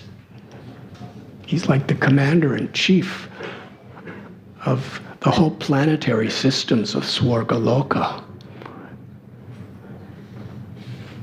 And he's the minister in charge of rains for the entire universe, from Swargaloka down. Krishna angered him. The child was only 7 years old. Krishna said, Indra sent massive destructive storms that are reserved for the end of a kalpa, to destroy the entire world. He sent it all focused on Vrindavan. And the Brajavasis took shelter of Lord Gopal. And he went to Govardhan Hill and lifted and held it up with the little finger of his left hand for 7 days and 7 nights, and gave the ultimate pleasure to all the Brijabasis, as Indra was totally defeated. After this pastime, there were wonderful festivals celebrating Krishna. Then came Ekadasi, and Nanda Maharaj and some of the cowherd men, they fasted. Early the next morning, when it was still dark, Nanda Maharaj went to take a sacred bath in the Yamuna. He was just with a few of his very close cowherd men friends. When Nanda Maharaj entered Yamuna, one of the assistants of Varuna, the Lord of the Waters, he calculated that the timing of the Dwadasi bath of Nanda Maharaj was inauspicious, and therefore he must be punished. Actually, according to Srimad Bhagavatam, he made a miscalculation. But you know how these calculators could get proud of their calculations. Especially in India, it's very... He arrested Nanda Maharaj underwater and pulled him to Varuna's abode to be punished.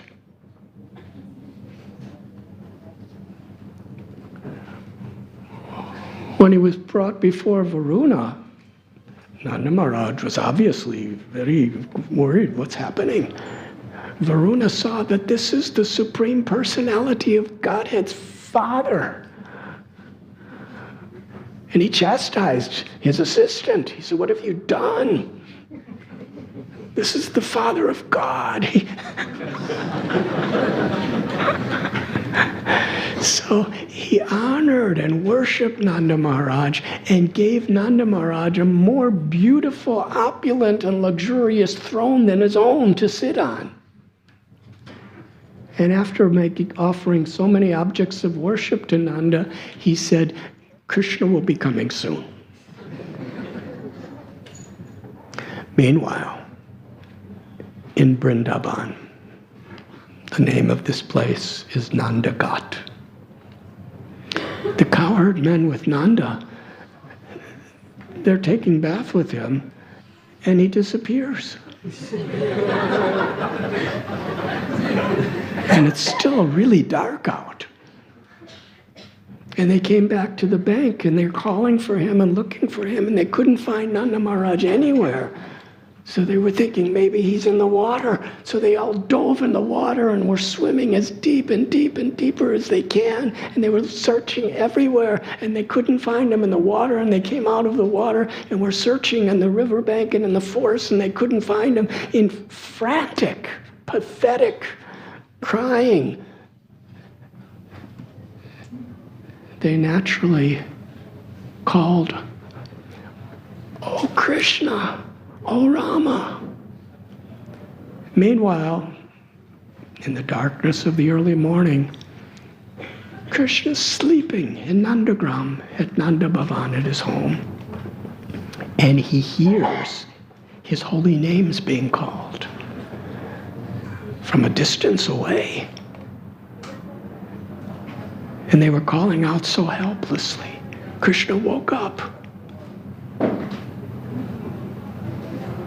And Yashoda Mai could hear this crying too. So Krishna and Yashoda and the Brijabasis of Nandagram, they all came to Nandagat. And there, They saw the cowherd men still searching frantically, not able to find Nanda Maharaj. They told what happened. He went into the river Yamuna and disappeared. Everyone was in a state of shock. Krishna declared for everyone to hear, I will go and find my father. Then Krishna dove into the river Yamuna and disappeared. He went deeper and deeper and deeper and didn't come out. And Yashoda Mai, she's utterly heartbroken. Nanda Maharaj disappeared in the water, and now Krishna's disappeared in the water. Yashoda Mai fell to the ground unconscious. It appeared she was lifeless. And the Brijabasis are thinking, first Nanda Maharaj is gone. Krishna's gone. Now Yashoda appears to be gone. Meanwhile, the gopis, they were stunned. They couldn't see Krishna. They couldn't hear Krishna. They were weeping. They were crying. They were not able to speak. Srimati Radharani, when she saw all of this happening, her mind and her heart went into the Yamuna following Krishna. It appeared that Krishna was gone. Suddenly the fire of vipralamba, or the love of separation, consumed her.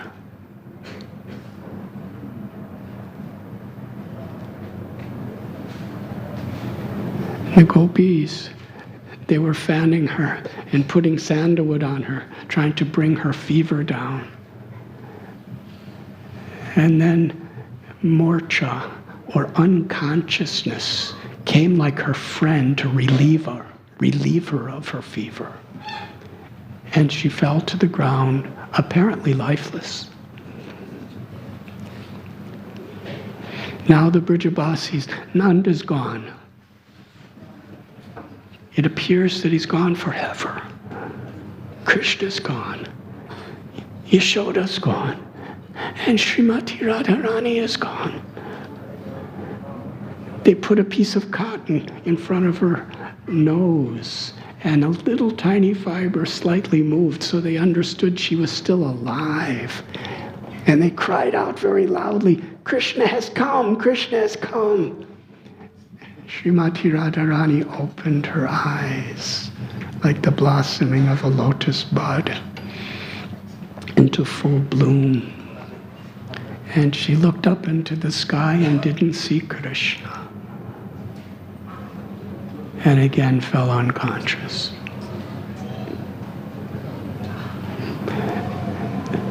The whole of Vrindavan was in a complete state of devastation.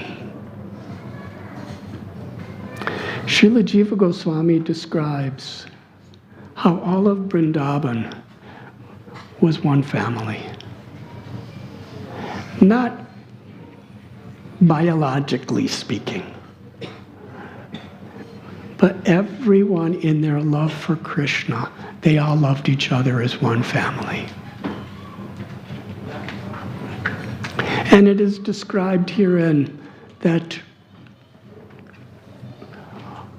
when Krishna was in anyone's home, everyone in Vrindavan considered that he's in our home.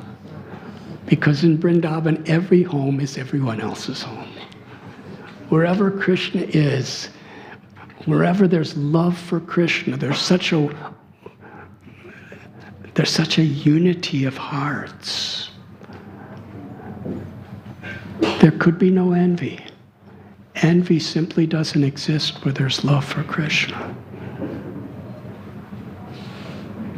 So in whatever home Krishna may have been visiting, That's my home. And everyone considered Krishna to be their own child. But still, people, they were the most happy when Krishna was in Nanda Yashoda's home.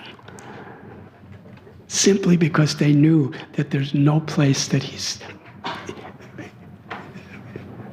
receiving such sweet love and protection. So the whole of Vrindavan was feeling the same type of love and separation as Yashoda Mai and Srimati Radharani. It was a bewildering state. A long time had passed. It wasn't dark anymore, it was light. Nanda disappeared in the water. Krishna disappeared in the water. Everyone was fainting and crying and speechless.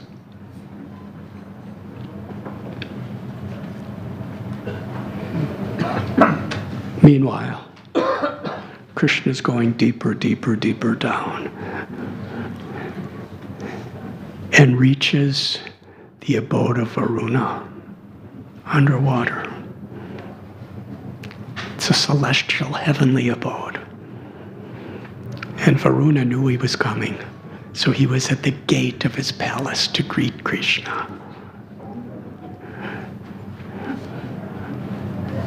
And and Varuna, he worships Krishna with beautiful prayers. The very perfection of my life, my wealth, my dharma has been fulfilled because you have come to give your darshan. One who sees you is forever liberated from birth and death.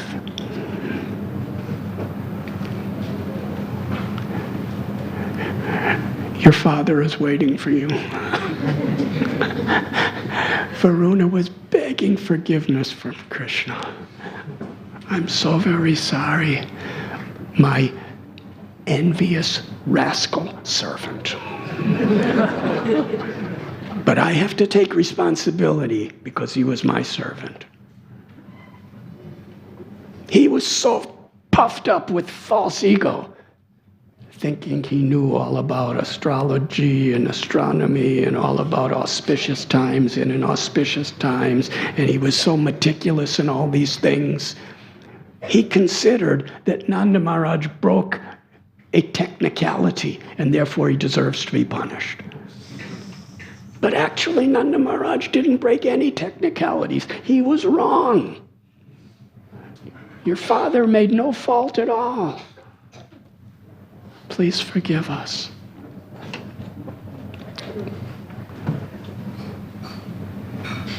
Varuna brought Krishna in to the presence.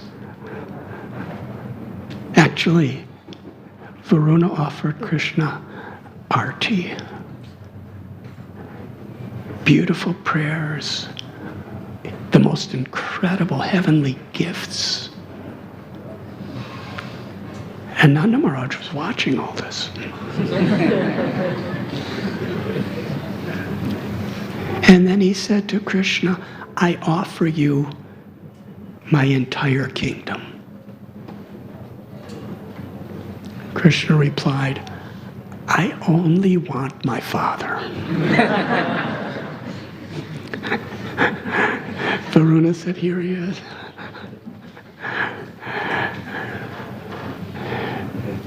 So then Krishna took his father by the hand and left Varuna's abode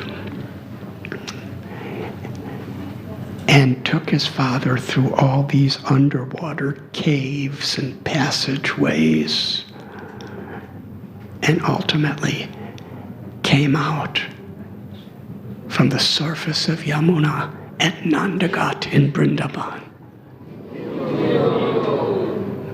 And there Yashoda's laying unconscious, and Radharani's laying unconscious, and all the cows and the peacocks and the parrots and the cowherd men and cowherd girls are practically dead because Krishna's gone. And when suddenly Krishna and Nanda Maharaj emerged from the water, it was better than Janmastami.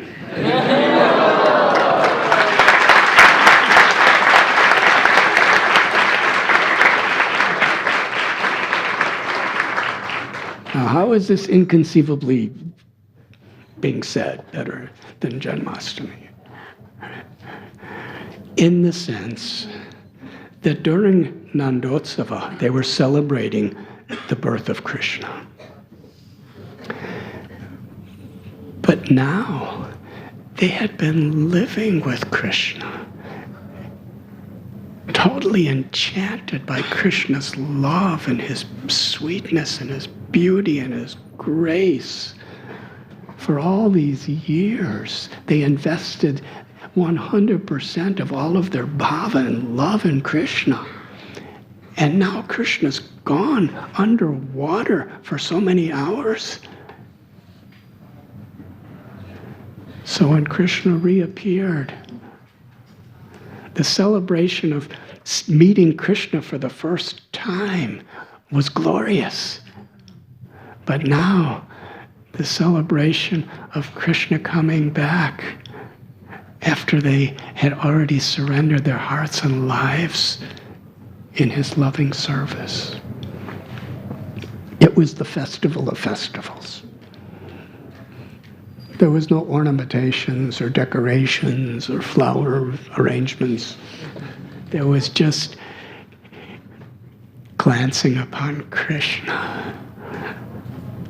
Sri Radharani, when she heard Krishna came back, she simply gazed upon him and smiled upon him. And Krishna was smiling within the hearts of each gopi and each gopa. And Nanda Maharaj was so proud of his son. They were dancing, they were singing. It was a supreme festival of love. Krishna's appearance. A few days later, some of the senior cowherd men, they inquired from Nanda Maharaj, what was it like in Varuna's abode?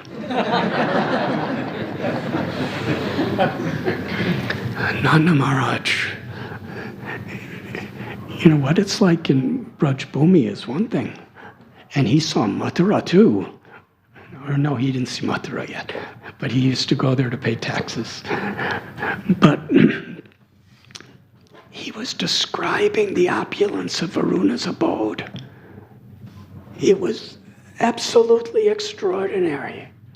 The wealth, the luxury, the opulence of the buildings, and the way people dressed and the thrones. It was heavenly.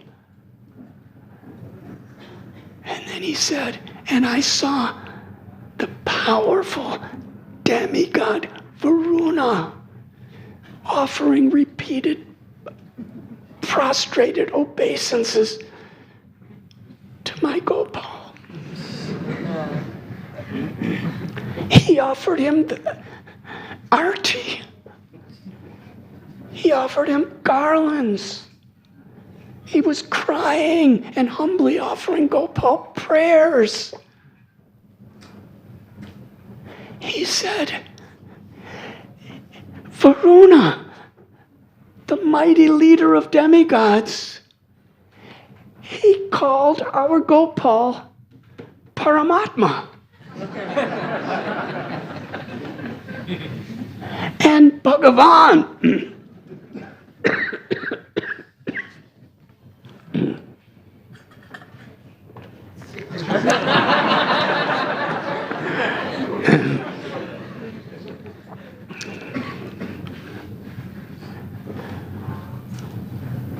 He said, I have seen so many of Krishna's incredible pastimes, but I have never seen anything like this before.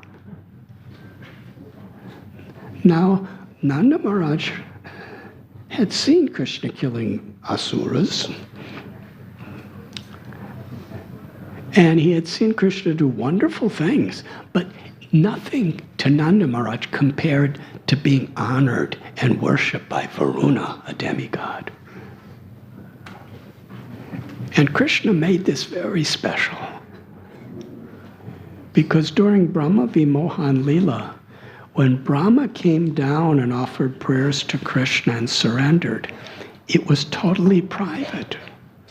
Nobody else in Braj Bhumi saw it happen.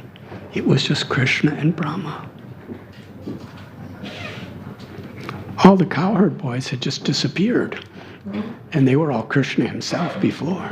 It was just Krishna standing all alone.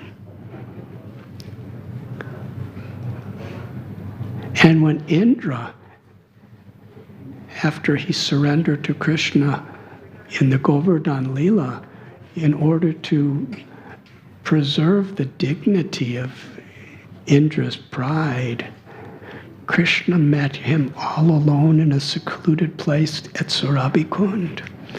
The only other person that was present was Surabhi. So Nanda Maharaj never saw demigods worshipping Krishna. But now he saw Varuna worshipping Krishna, surrendering to Krishna, offering prayers to Krishna. And Nanda Maharaj, with so much excitement, you can imagine what a proud father he was. You know, sometimes some of you tell me about how your child passed the 10th standard exam.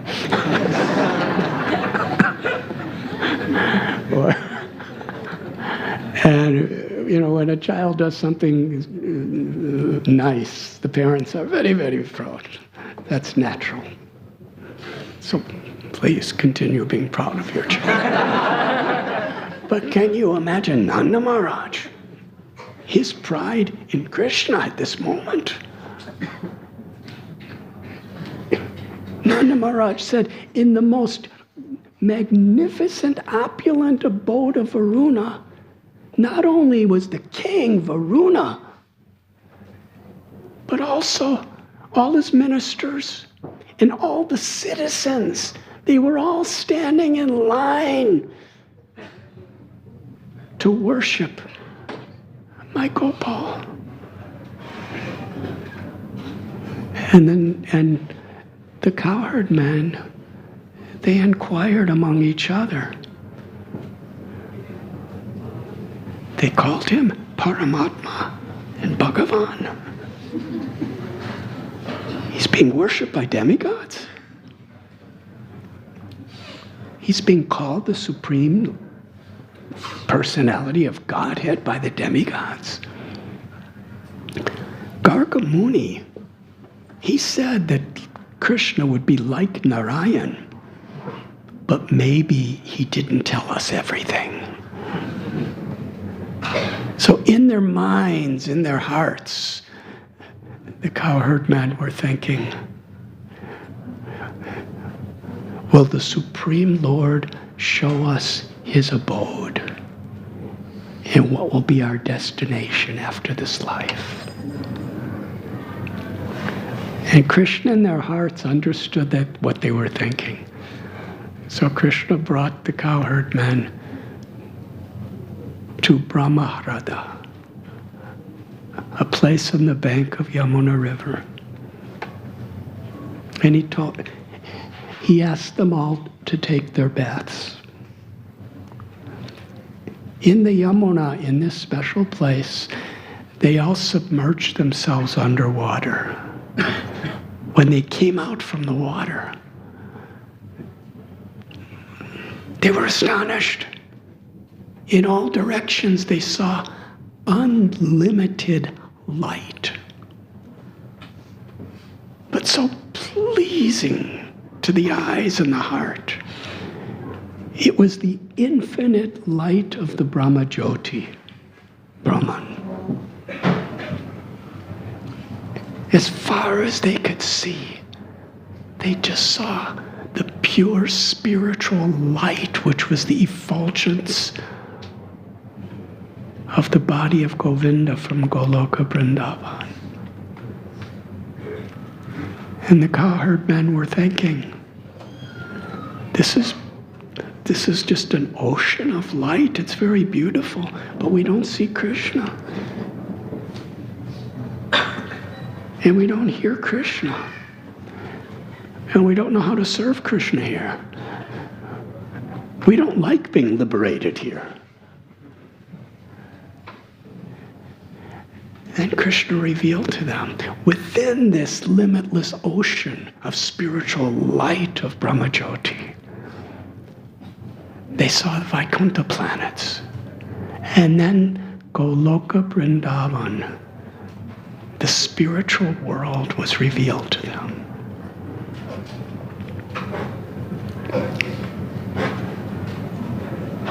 They were seeing forests of kadamba trees, forests of tulsi, of bakula trees, beautiful sarabi cows, peacocks, parrots. And then they saw Krishna, the same form of Krishna that they love and serve. And they were thinking, this is the spiritual world. They saw the beautiful loving relations between Krishna and all the residents of Goloka. And they were thinking, it's just like here.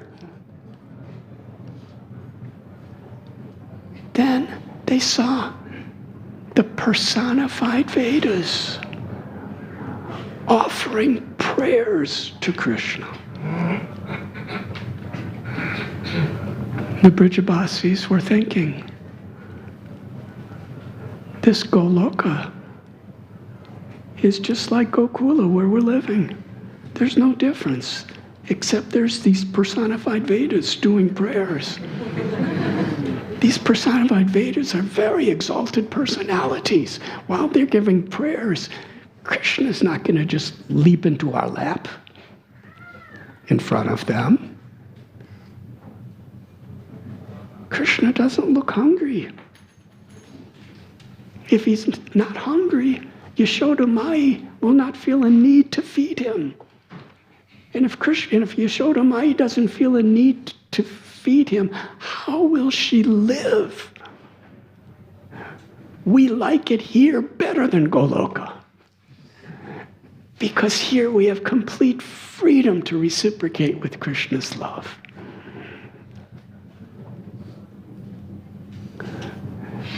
This was their realization. Our acharyas described, at this moment, they knew Krishna was God. But their knowing how Krishna was the supreme absolute truth, he was the supreme effulgent liberation of Brahman, he was the all-powerful Lord of Vaikuntha. He was the source of all other incarnations.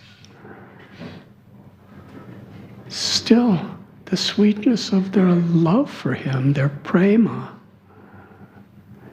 put all of their knowledge of Krishna's opulence and greatness and powers in the background, where it wasn't even noticeable. And this is Vrindavan, the Madhurya Dham, where the supreme, all-powerful absolute truth, Brahmeti Paramatmeti Bhagavaniti Shabdyate. These three features of the one supreme truth, Advaita. Advaita means there's one truth. So we believe in Advaita. Who is the person who brought Lord Chaitanya to the world? Advaita Acharya. But there are eternally these three features of the absolute truth. The Brijabasis just had full realization of Brahman. But it was an insignificant happiness. They didn't like it there because there was no place for loving service. And Paramatma, the Lord who is within the heart of every living being.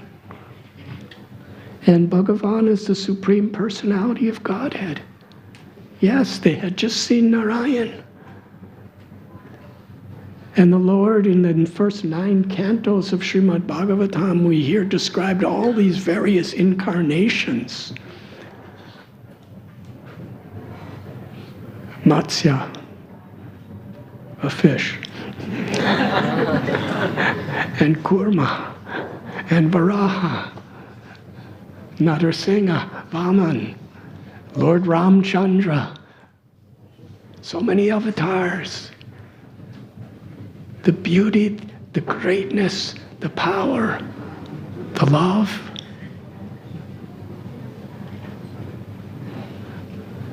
But knowledge of all this, of all the Aishwarya, of all the opulences of God, went so much into the background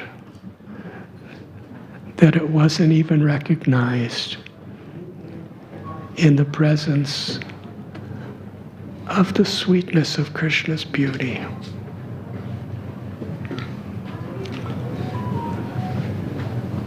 Of the intimacy of Krishna's relations with his devotees.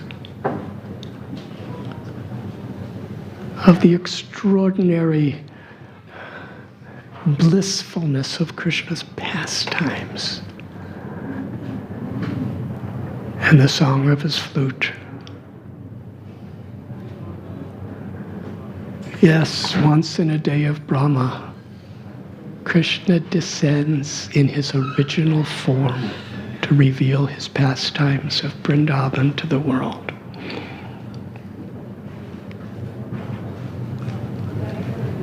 And this is what we celebrate as Janmastami.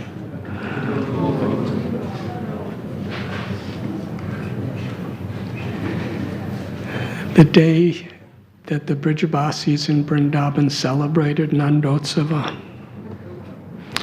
on the anniversary of that day was the appearance day of His Divine Grace, A.C. Bhaktivedanta Swami Prabhupada.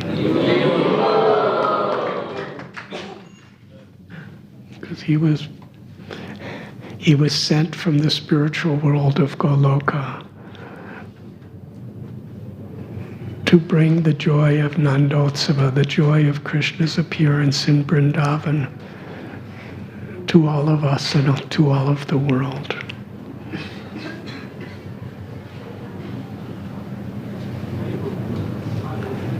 When Advaitacharya prayed, Krishna, only you could give people that prema bhakti. Please come to this world in this age of Kali. Krishna, with the Mahabhav of Sri Radha, descended into this world. And through the Harinam Sankirtan movement, Golokera Premadana Harinam Sankirtan. This is Sri Chaitanya Mahaprabhu's gift. Param Vijayate Sri Krishna Sankirtana. Lord Chaitanya descended from Goloka. Shri Radha Gopinath descended. And with them, the chanting of the holy names of the Lord.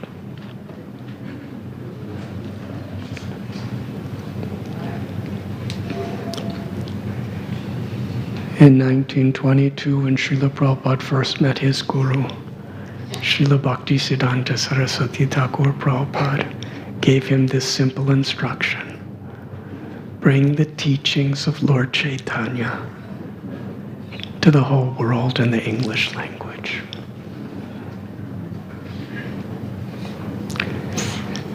That seems like something very simple, but there's infinite meaning behind it. The teachings of Lord Chaitanya means through hearing and chanting the glories of the Lord and the association of devotees and spreading the mission of the Lord's mercy in this world, we are being given the opportunity to enter into this rare Leela of Vrindavan. Janmastami is not simply Yada Yada Hi Dharmasya, the celebration of one of the great, extraordinary, unlimitedly merciful incarnations of the Lord. Because every incarnation is limitlessly worshipable to all of us, but infinitely even beyond that. Krishna appears in his original form. Original is not a chronological subject. In this world, original means it was the first. Yes. Like this is the original manuscript. Whether it actually is, but that means it was the first. And it is described that just like you take one candle and light another candle and light another candle, each light is the same, but still there's original candle. And it's described Krishna like that. But in the perspective of eternity, Narayan is always existing in his various forms in the spiritual world of Vaikuntha. And the various avatars of the Lord and expansions of the Lord, they're eternally existing. But Krishna, in his form of Sri Nanda Nandan, Yashoda Nandan, Giridhari, Gopinath, Madan Mohan, Govinda, this form of Krishna in Vrindavan, all other avatars are included within him. So when we worship Krishna, we worship every avatar, because they're all in Krishna. But yet Krishna, who is non-different than all those avatars, in this form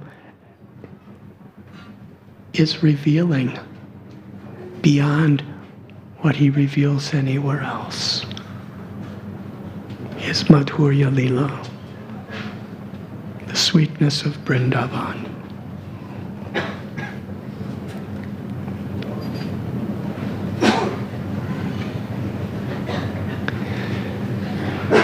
Many people all over India and the world are celebrating Janmastami. And that is a really, really beautiful thing. But to have the understanding, the appreciation, and the essential gratitude to worship this day of Janmastami with an understanding of the mercy, of how the mercy of Krishna is descending upon us on this day. That is something we should be very humbled by.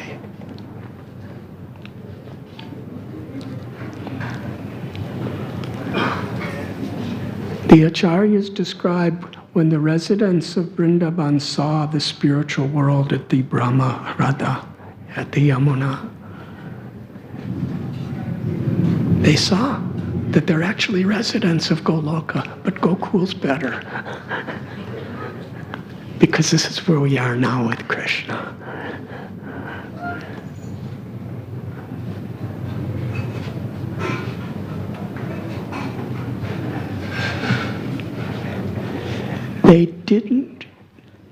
They felt very special, but at the same time they didn't feel any more special than anyone else. Although they were supremely special and supremely great. It is described they did not feel themselves either special or great. Why? Because they loved Krishna. They simply loved Krishna. When you love Krishna, there's no need to feel special or great. Krishna is supreme special, and Krishna is supreme great. And we simply want to recognize that supreme specialness and greatness in Krishna. And then we don't feel ourselves special and great because we're beyond special and great. And if we think we're beyond special and great, then we don't love Krishna. The Brajabasis, their quality was simplicity. They simply loved Krishna.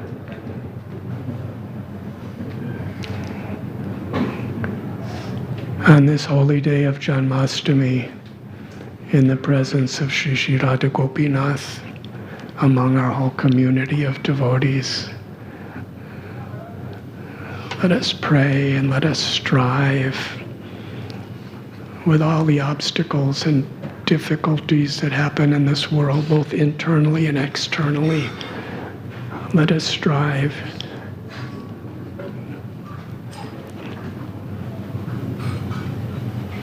to offer ourselves individually and as a community for the pleasure of Sri Sri Radha Gopinath and their beloved Srila Prabhupada. Inspire one another. Help each other to find Krishna in the special gift of bhakti. And never give up hope. Materially, this world really is a hopeless place if we analyze it from a long-term perspective. But spiritually in Krishna, there's infinite hope. And Krishna has come to this world to help us recognize and understand that. And it's not easy. And we shouldn't expect it to be easy.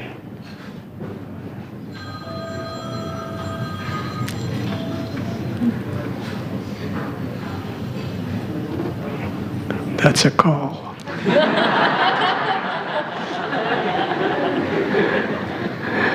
But even when it's not easy, we should call out for Krishna. Hare Krishna, Hare Krishna, Krishna Krishna, Hare Hare, Hare Ram, Ram Ram, Hare Hare. Thank you very much.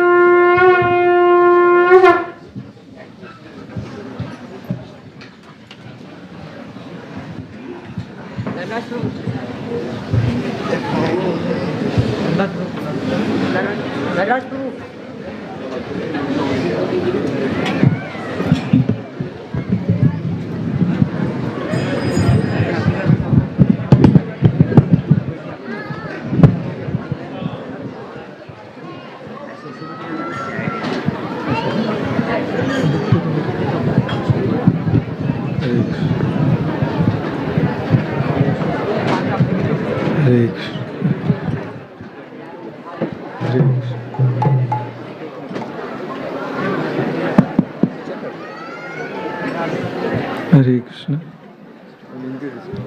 Yashomati नंदन व्रज वरुणागरा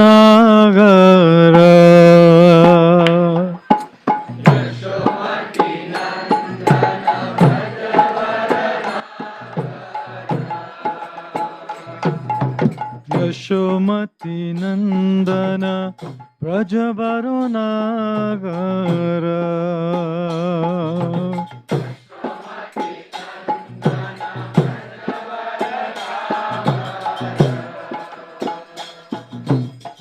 गोकुल रंजन काना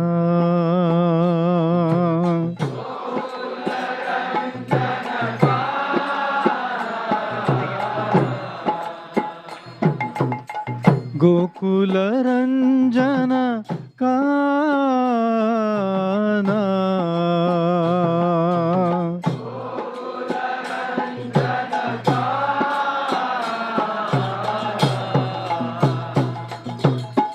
गोपी परन धन मदन मनोहर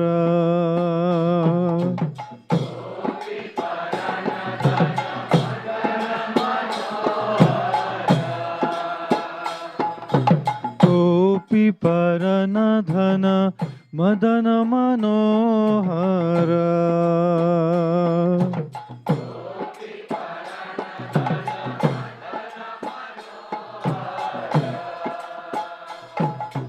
कालिया दमन विधाना कालिया दमन विधाना कालिया दमन विधाना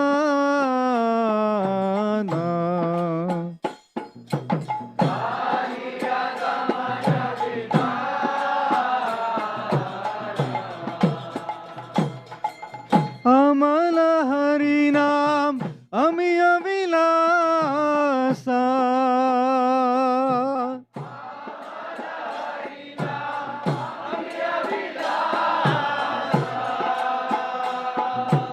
अमल हरि नाम अमिय विलासा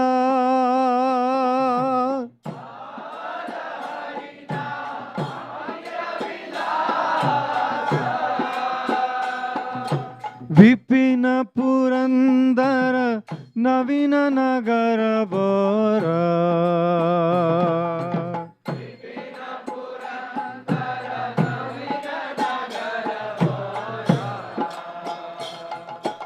विपिन पुरंदर नवीन नगर bore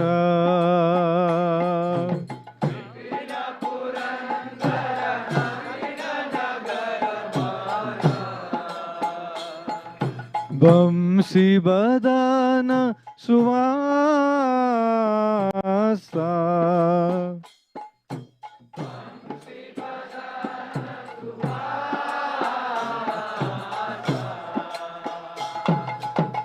Braj जन पालन सुरकुल नाशना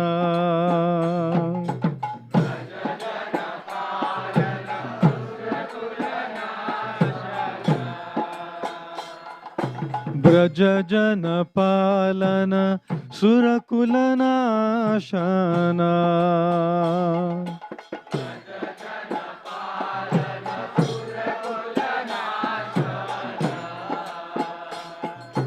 नंद गोधन रखवाला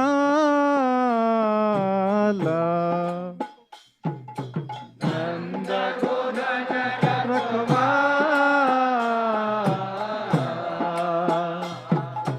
नंद गोधन रखवाला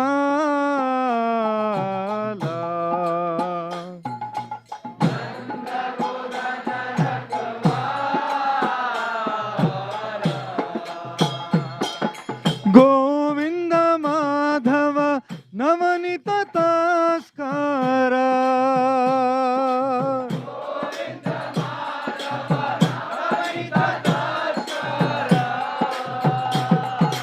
गोविंद माधव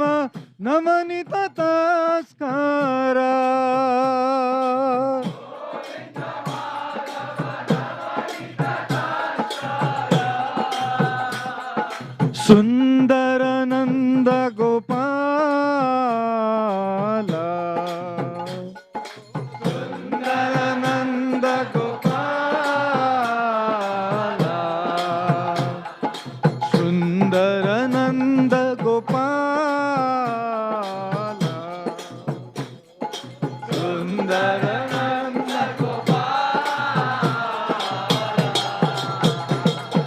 यमुना तटचर गोपी बसनहारा,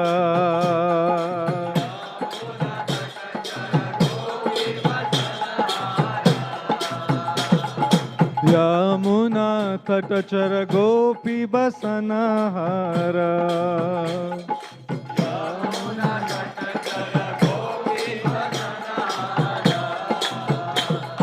रासरसिक कृपमोया,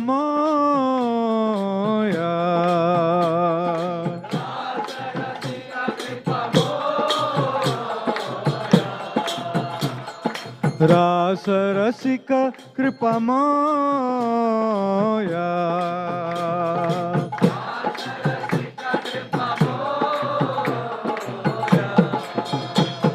श्री राधा वल्लभ वृंदावन नटबारा,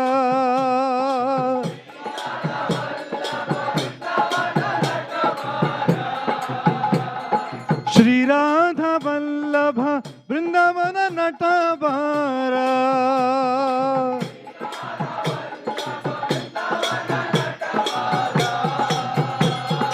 भक्ति विनोद आश्रया,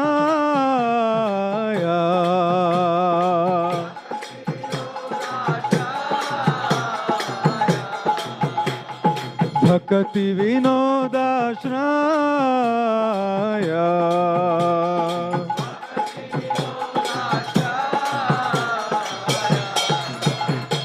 जशोमति नंदन ब्रज वरुणागर,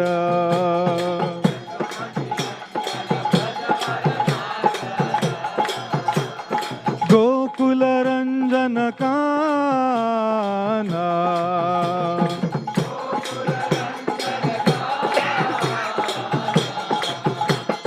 अमल हरि नाम मिय विलासा,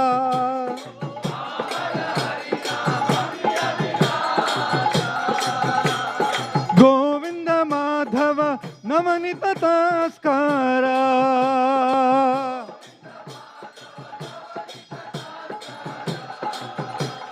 श्री राधा वल्लभ वृंदावन नटबारा,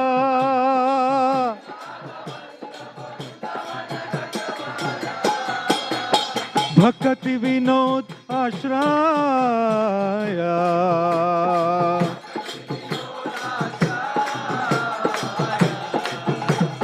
भक्ति विनोद आश्रया,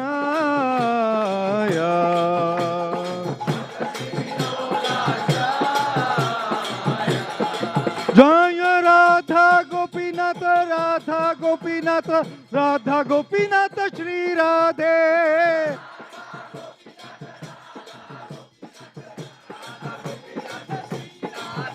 जय राधा गोपीनाथ, राधा गोपीनाथ, राधा गोपीनाथ श्री राधे,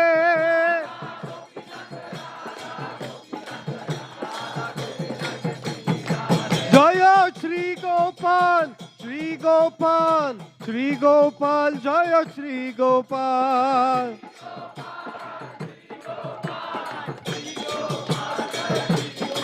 जय गौरनिताय, गौरनिताय, गौरनिताय, जय गौरनिताय,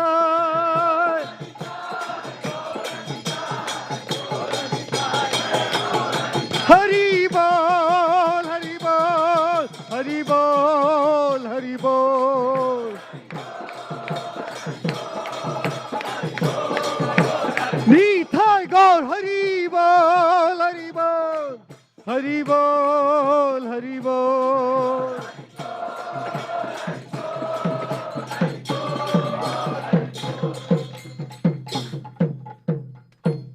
नमः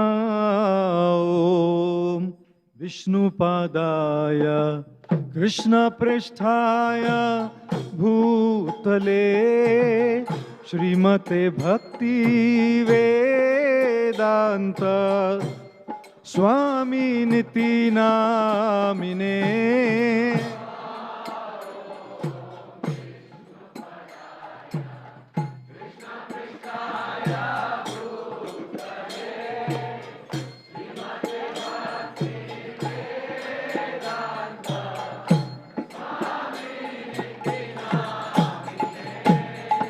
नमस्ते सरस्वते देवे गौरवाणी प्रचारिणे निर्विशेषा शून्यवादी पाश्चात्य देशतारिणे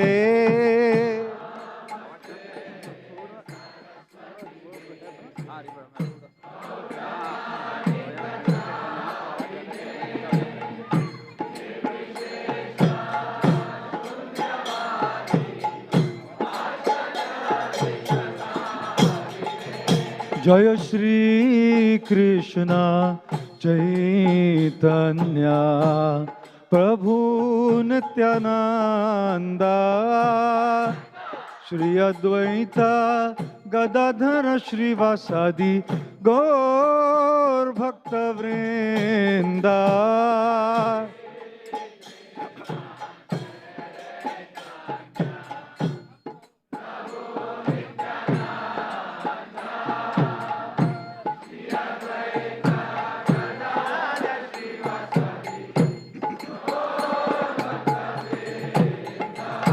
जय श्री कृष्ण चैतन्य प्रभु नित्यानंदा श्री अद्वैत गदाधर श्रीवासादि गौर भक्त वृंदा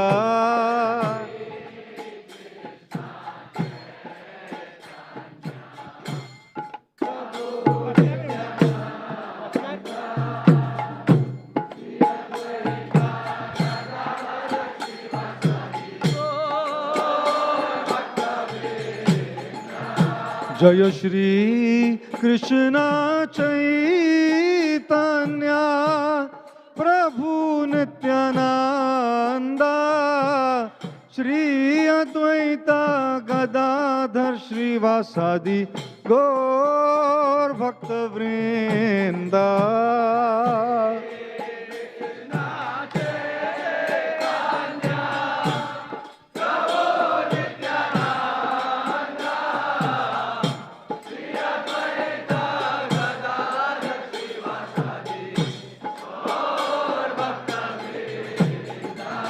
जय श्री कृष्ण चैतन्य प्रभु नित्यानंदा श्री अद्वैत गदाधर श्रीवासादि गौर भक्त वृंदा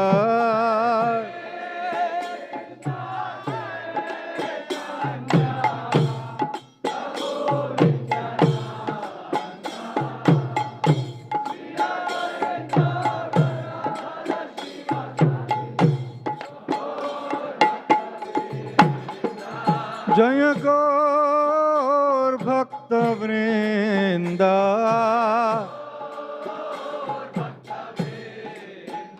निताय गौर भक्त वृंदा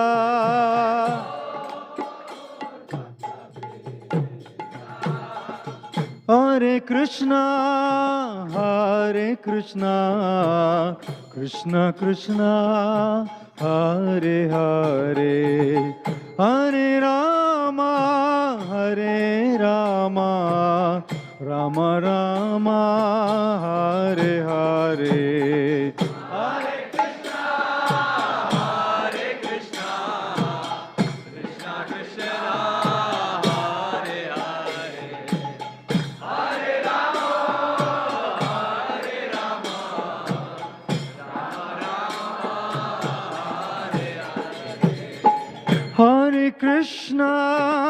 हरे Krishna Krishna Krishna Hare Hare Hare Rama Rama Rama Hare Hare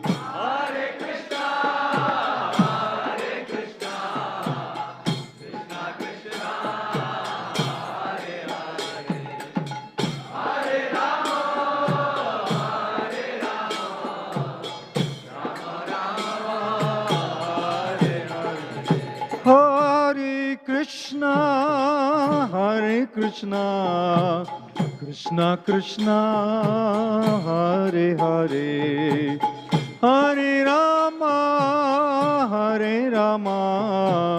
Rama Rama, Hare Hare. Hare Krishna Krishna Krishna Hare Hare Hare Rama Rama Rama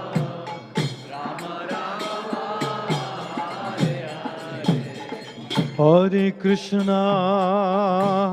Krishna, Krishna Krishna, Hare Hare, Hare Rama, Rama Rama, Hare Hare.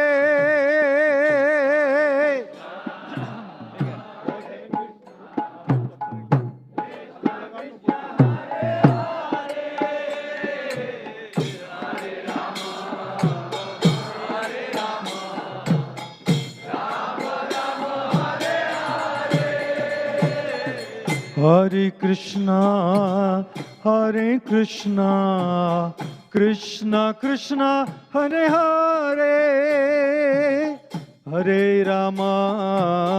Hare Rama Rama Rama Hare Hare. Hare Krishna Krishna Krishna Hare Hare Hare Rama Rama Rama Hare Hare.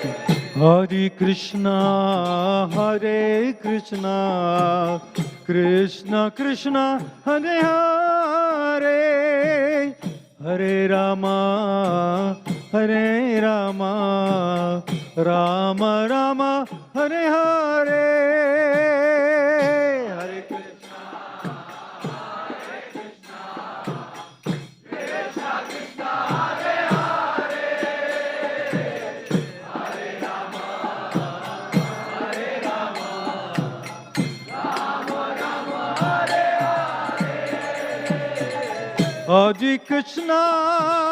Hare Krishna Krishna Krishna Hare Hare Hare Rama Rama Rama Hare Hare. Hare Bol. Krishna Krishna, Hare Hare, Hare Rama, Rama Rama, Hare Hare. Hare Krishna Krishna Krishna Hare Hare Hare Rama Rama Rama Hare Hare. Krishna Krishna, Hare Hare, Hare Rama, Rama Rama, Hare. Everyone together, please. Hare Krishna, Krishna Krishna, Hare Hare, Hare Rama, Rama Rama, Hare Hare. One more time, much louder. Hare Krishna. Krishna Krishna, Hare Hare, Hare Rama,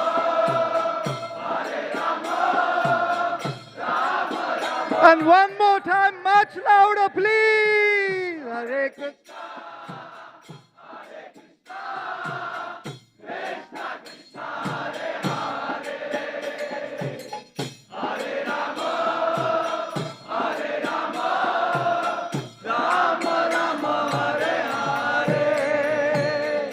Hare Krishna, Hare Krishna, Krishna Krishna, Hare Hare, Hare Rama, Hare Rama, Rama Rama, Hare Hare.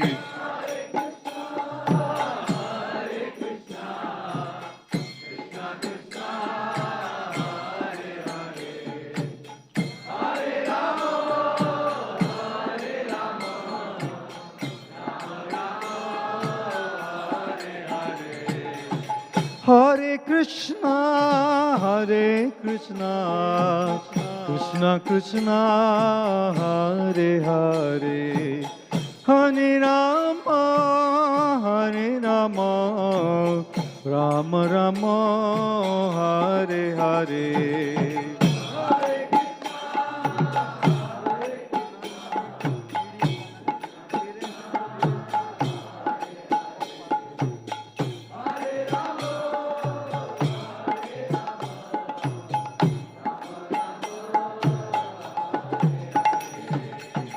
Hare Krishna, Hare Krishna, Krishna Krishna, Hare Hare, Hare Rama, Hare Rama, Rama Rama, Hare Hare.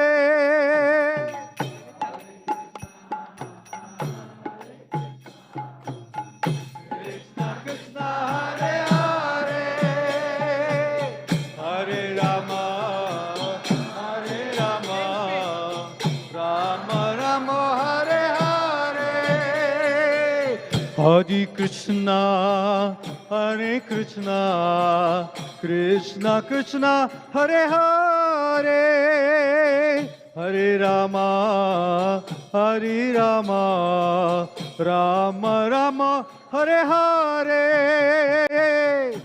Riva! Ithai Gaura Premanande, Hari Hari Bo!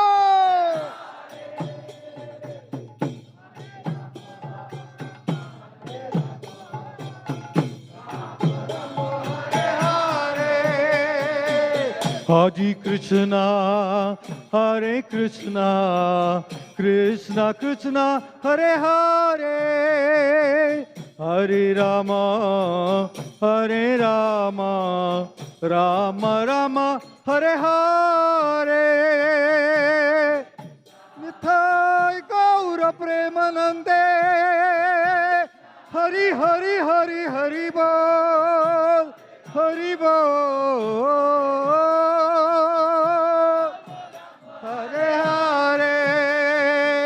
Hare Krishna, Hare Krishna, Krishna Krishna, Hare Hare, Hare Rama, Hare Rama, Rama Rama, Hare Hare.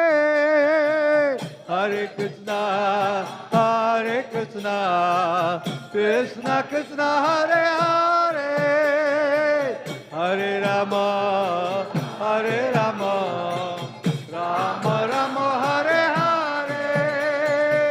Hare Krishna, Hare Krishna, Krishna Krishna, Hare Hare, Hare Rama, Hare Rama, Rama Rama, Hare Hare.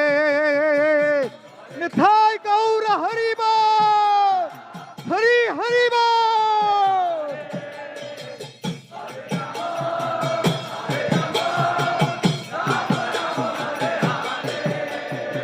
Hare Krishna, Hare Krishna, Krishna Krishna, Hare Hare, Hare Rama, Hare Rama, Rama Rama, Hare Hare.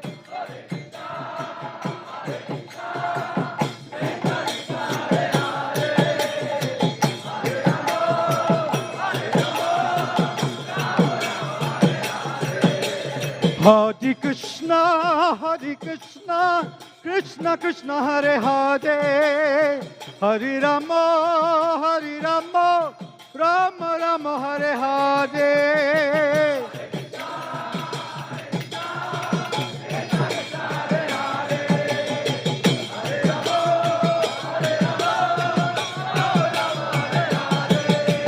Hare Krishna, Krishna Krishna Hare Hare, Hare Rama, Rama Rama Hare Hare.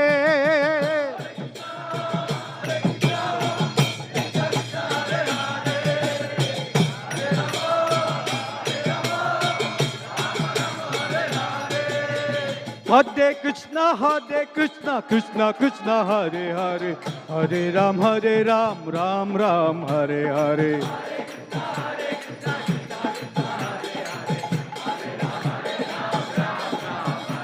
Hare Krishna, Krishna Krishna Hare Hare, Hare Ram, Ram Ram Hare Hare.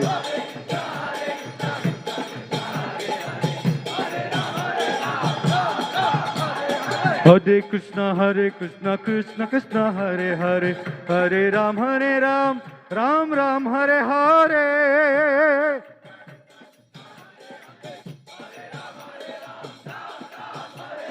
Hare Krishna, Krishna Krishna Hare Hare, Hare Ram, Ram Ram Hare Hare.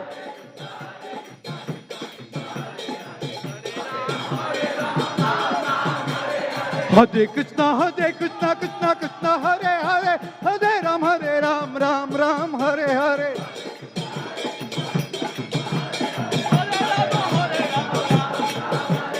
Hare Krishna, Krishna Krishna Hare Hare, Hare Ram, Ram Ram Hare Hare.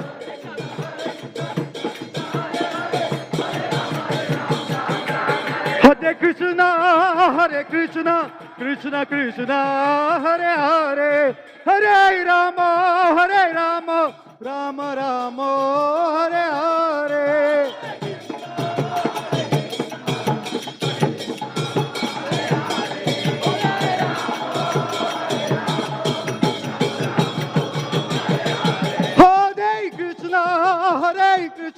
Krishna Krishna Hare Hare, Hare Rama, Rama Rama Hare Hare.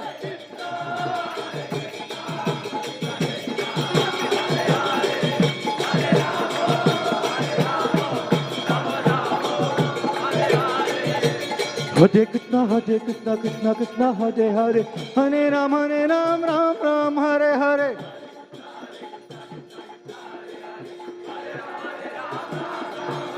Hare Krishna, Krishna Krishna Hare Hare, Hare Ram, Ram Ram Hare Hare.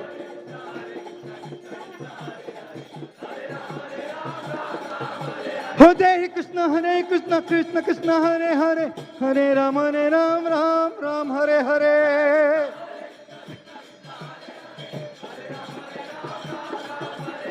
Hare Krishna, Krishna Krishna Hare Hare, Hare Ram, Ram Hare Hare.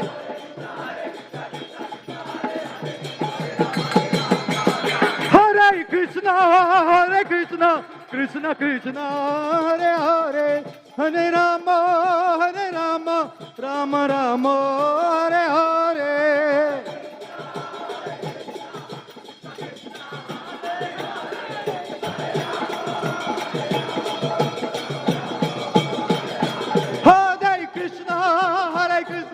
Krishna Krishna Hare Hare, Hare Rama, Rama Rama Hare Hare.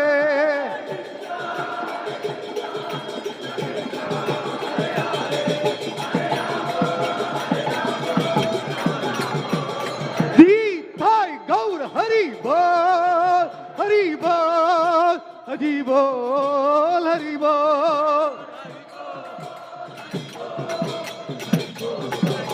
Nithai Gaur Hari Bol, Hari Bol, Hari Bol, Hari Bol. Nithai Gaur Hari Bol, Hari Bol, Hari बोल हरि बोल।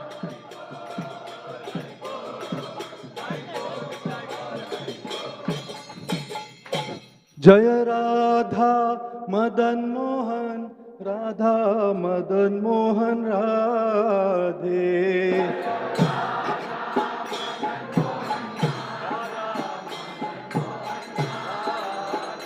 श्री श्री राधा मदन मोहन, राधा मदन मोहन राधे।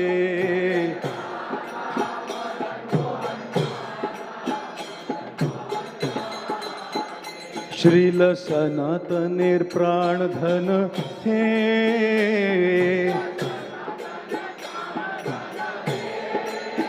श्रील सनातनेर प्राण धन हे।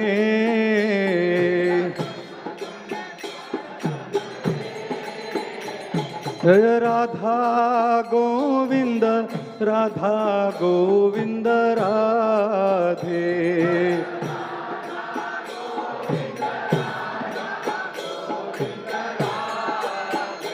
जय राधा गोविंद, राधा गोविंद राधे।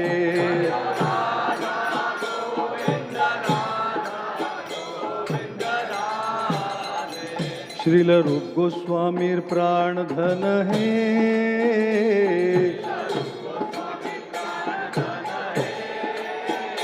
श्रील रूप गोस्वामीर प्राण धन है।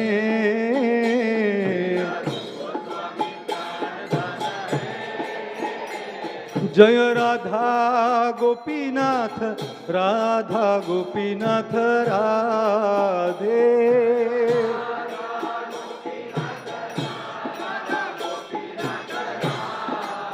जय राधा गोपीनाथ, राधा गोपीनाथ राधे।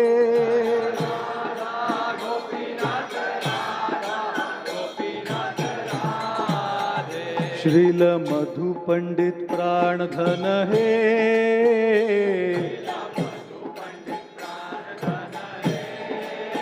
श्रील मधु पंडित प्राण धन है।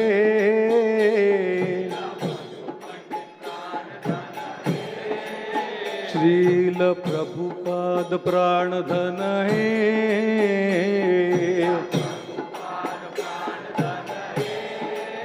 जय राधा गोपीनाथ, राधा गोपीनाथ श्री राधे।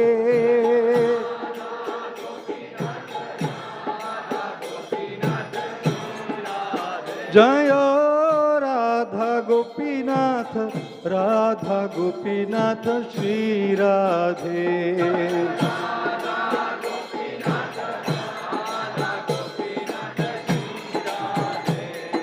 राधा गोपीनाथ ललिता विशाखा, श्री श्री राधा गोपीनाथ ललिता विशाखा। श्री श्री राधा गोपीनाथ श्री राधे।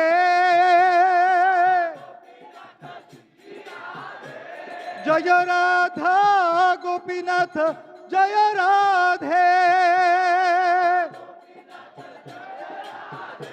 जय श्री गोपाल, श्री गोपाल, श्री गोपाल, जय श्री गोपाल।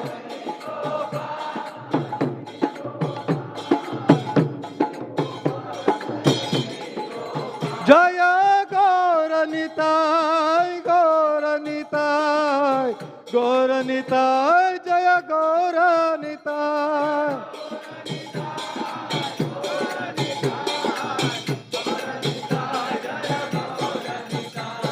नंद के आनंद भयो,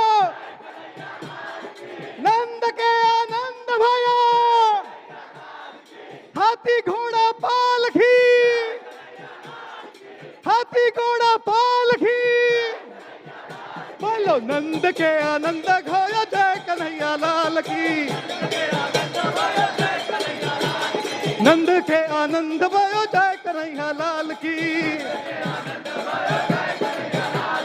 जय कन्हैया लाल की, जय कन्हैया लाल की, जय कन्हैया लाल की, जय कन्हैया लाल की। नंद के आनंद भयो जय कन्हैया लाल की, नंद के आनंद भयो जय कन्हैया लाल की, नंद के आनंद भयो, नंद के आनंद भयो, हाथी घोड़ा पाल की, जय कन्हैया लाल की, नंद के आनंद भयो जय कन्हैया लाल की, नंद के आनंद भयो जय कन्हैया लाल की। गीताय गौर हरि बोल, हरि बोल, हरि बोल, हरि बोल। जय जय प्रभुपाद, प्रभुपाद, प्रभुपाद, प्रभुपाद। जय जय गुरुदेव, गुरुदेव, गुरुदेव, गुरुदेव।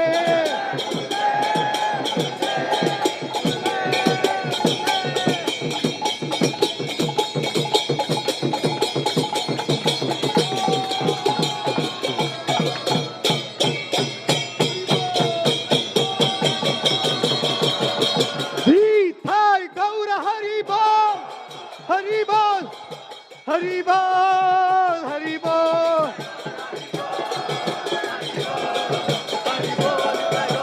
नीताय गौर हरि बोल, हरि बोल, हरि बोल, हरि बोल।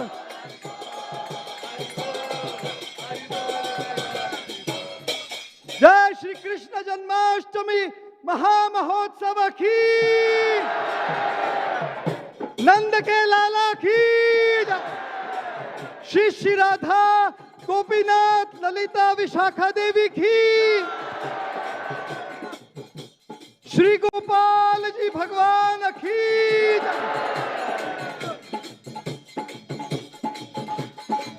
श्री श्री गौर निताई की,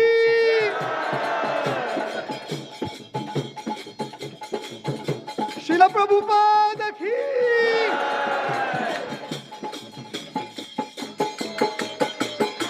समवेत गौर भक्त वृंद की,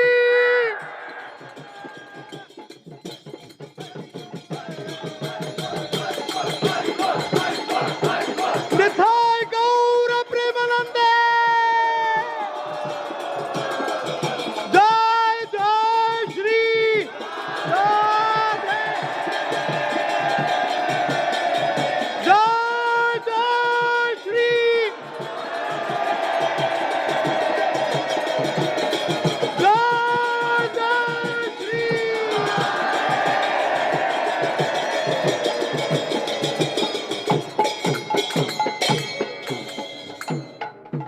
जय ओम विष्णुपाद परमहंस परिव्राजकाचार्य अष्टोत्तर शत श्री श्रीमद डिवाइन ग्रेस अभय चरणारविंद भक्ति वेदांत स्वामी महाराज श्रील प्रभुपाद की जय। जय ओम विष्णुपाद परमहंस परिव्राजकाचार्य अष्टोत्तर शत श्री श्रीमद डिवाइन ग्रेस भक्ति सिद्धांत सरस्वती ठाकुर गोस्वामी महाराज श्रील प्रभुपाद की जय। अनंत कोटि वैष्णव वृंद की जय। नामाचार्य श्रील हरिदास ठाकुर की जय। जय रूप सनातन भट्ट रघुनाथ श्री जीव गोपाल भट्ट दास रघुनाथ षड गोस्वामी प्रभुगण की जय। प्रेम से कहो श्री कृष्ण चैतन्य प्रभु नित्यानंद श्री अद्वैत गदाधर श्रीवासदि गौर भक्त वृंद की जय। श्री श्री राधा कृष्ण गोप गोपीनाथ श्याम कुंड राधा कुंड श्री गिरिराज गोवर्धन की जय। ब्रजभूमि श्री वृंदावन धाम की जय। गोकुल नंदगांव मथुरापुरी धाम की जय। बरसाना रावल यावत धाम की जय। मायापुर नवद्वीप धाम की जय। पुरुषोत्तम क्षेत्र से जगन्नाथपुरी धाम की जय। गंगामय की जय। जमुना माई की जय, भक्ति देवी की जय, कृष्ण भक्ति प्रदायिनी श्रीमती तुलसी महारानी की जय, कलयुग पावन श्री हरिनाम संकीर्तन की जय।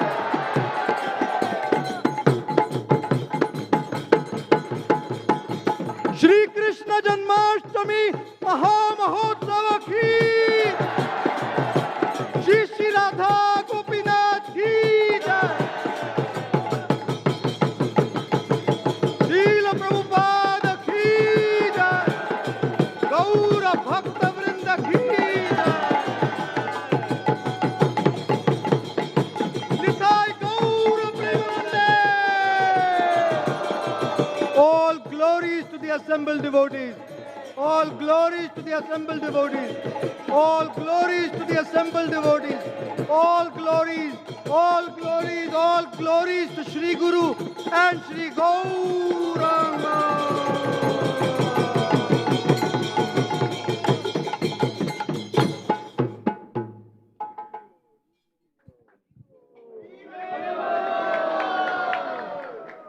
Hare Krishna.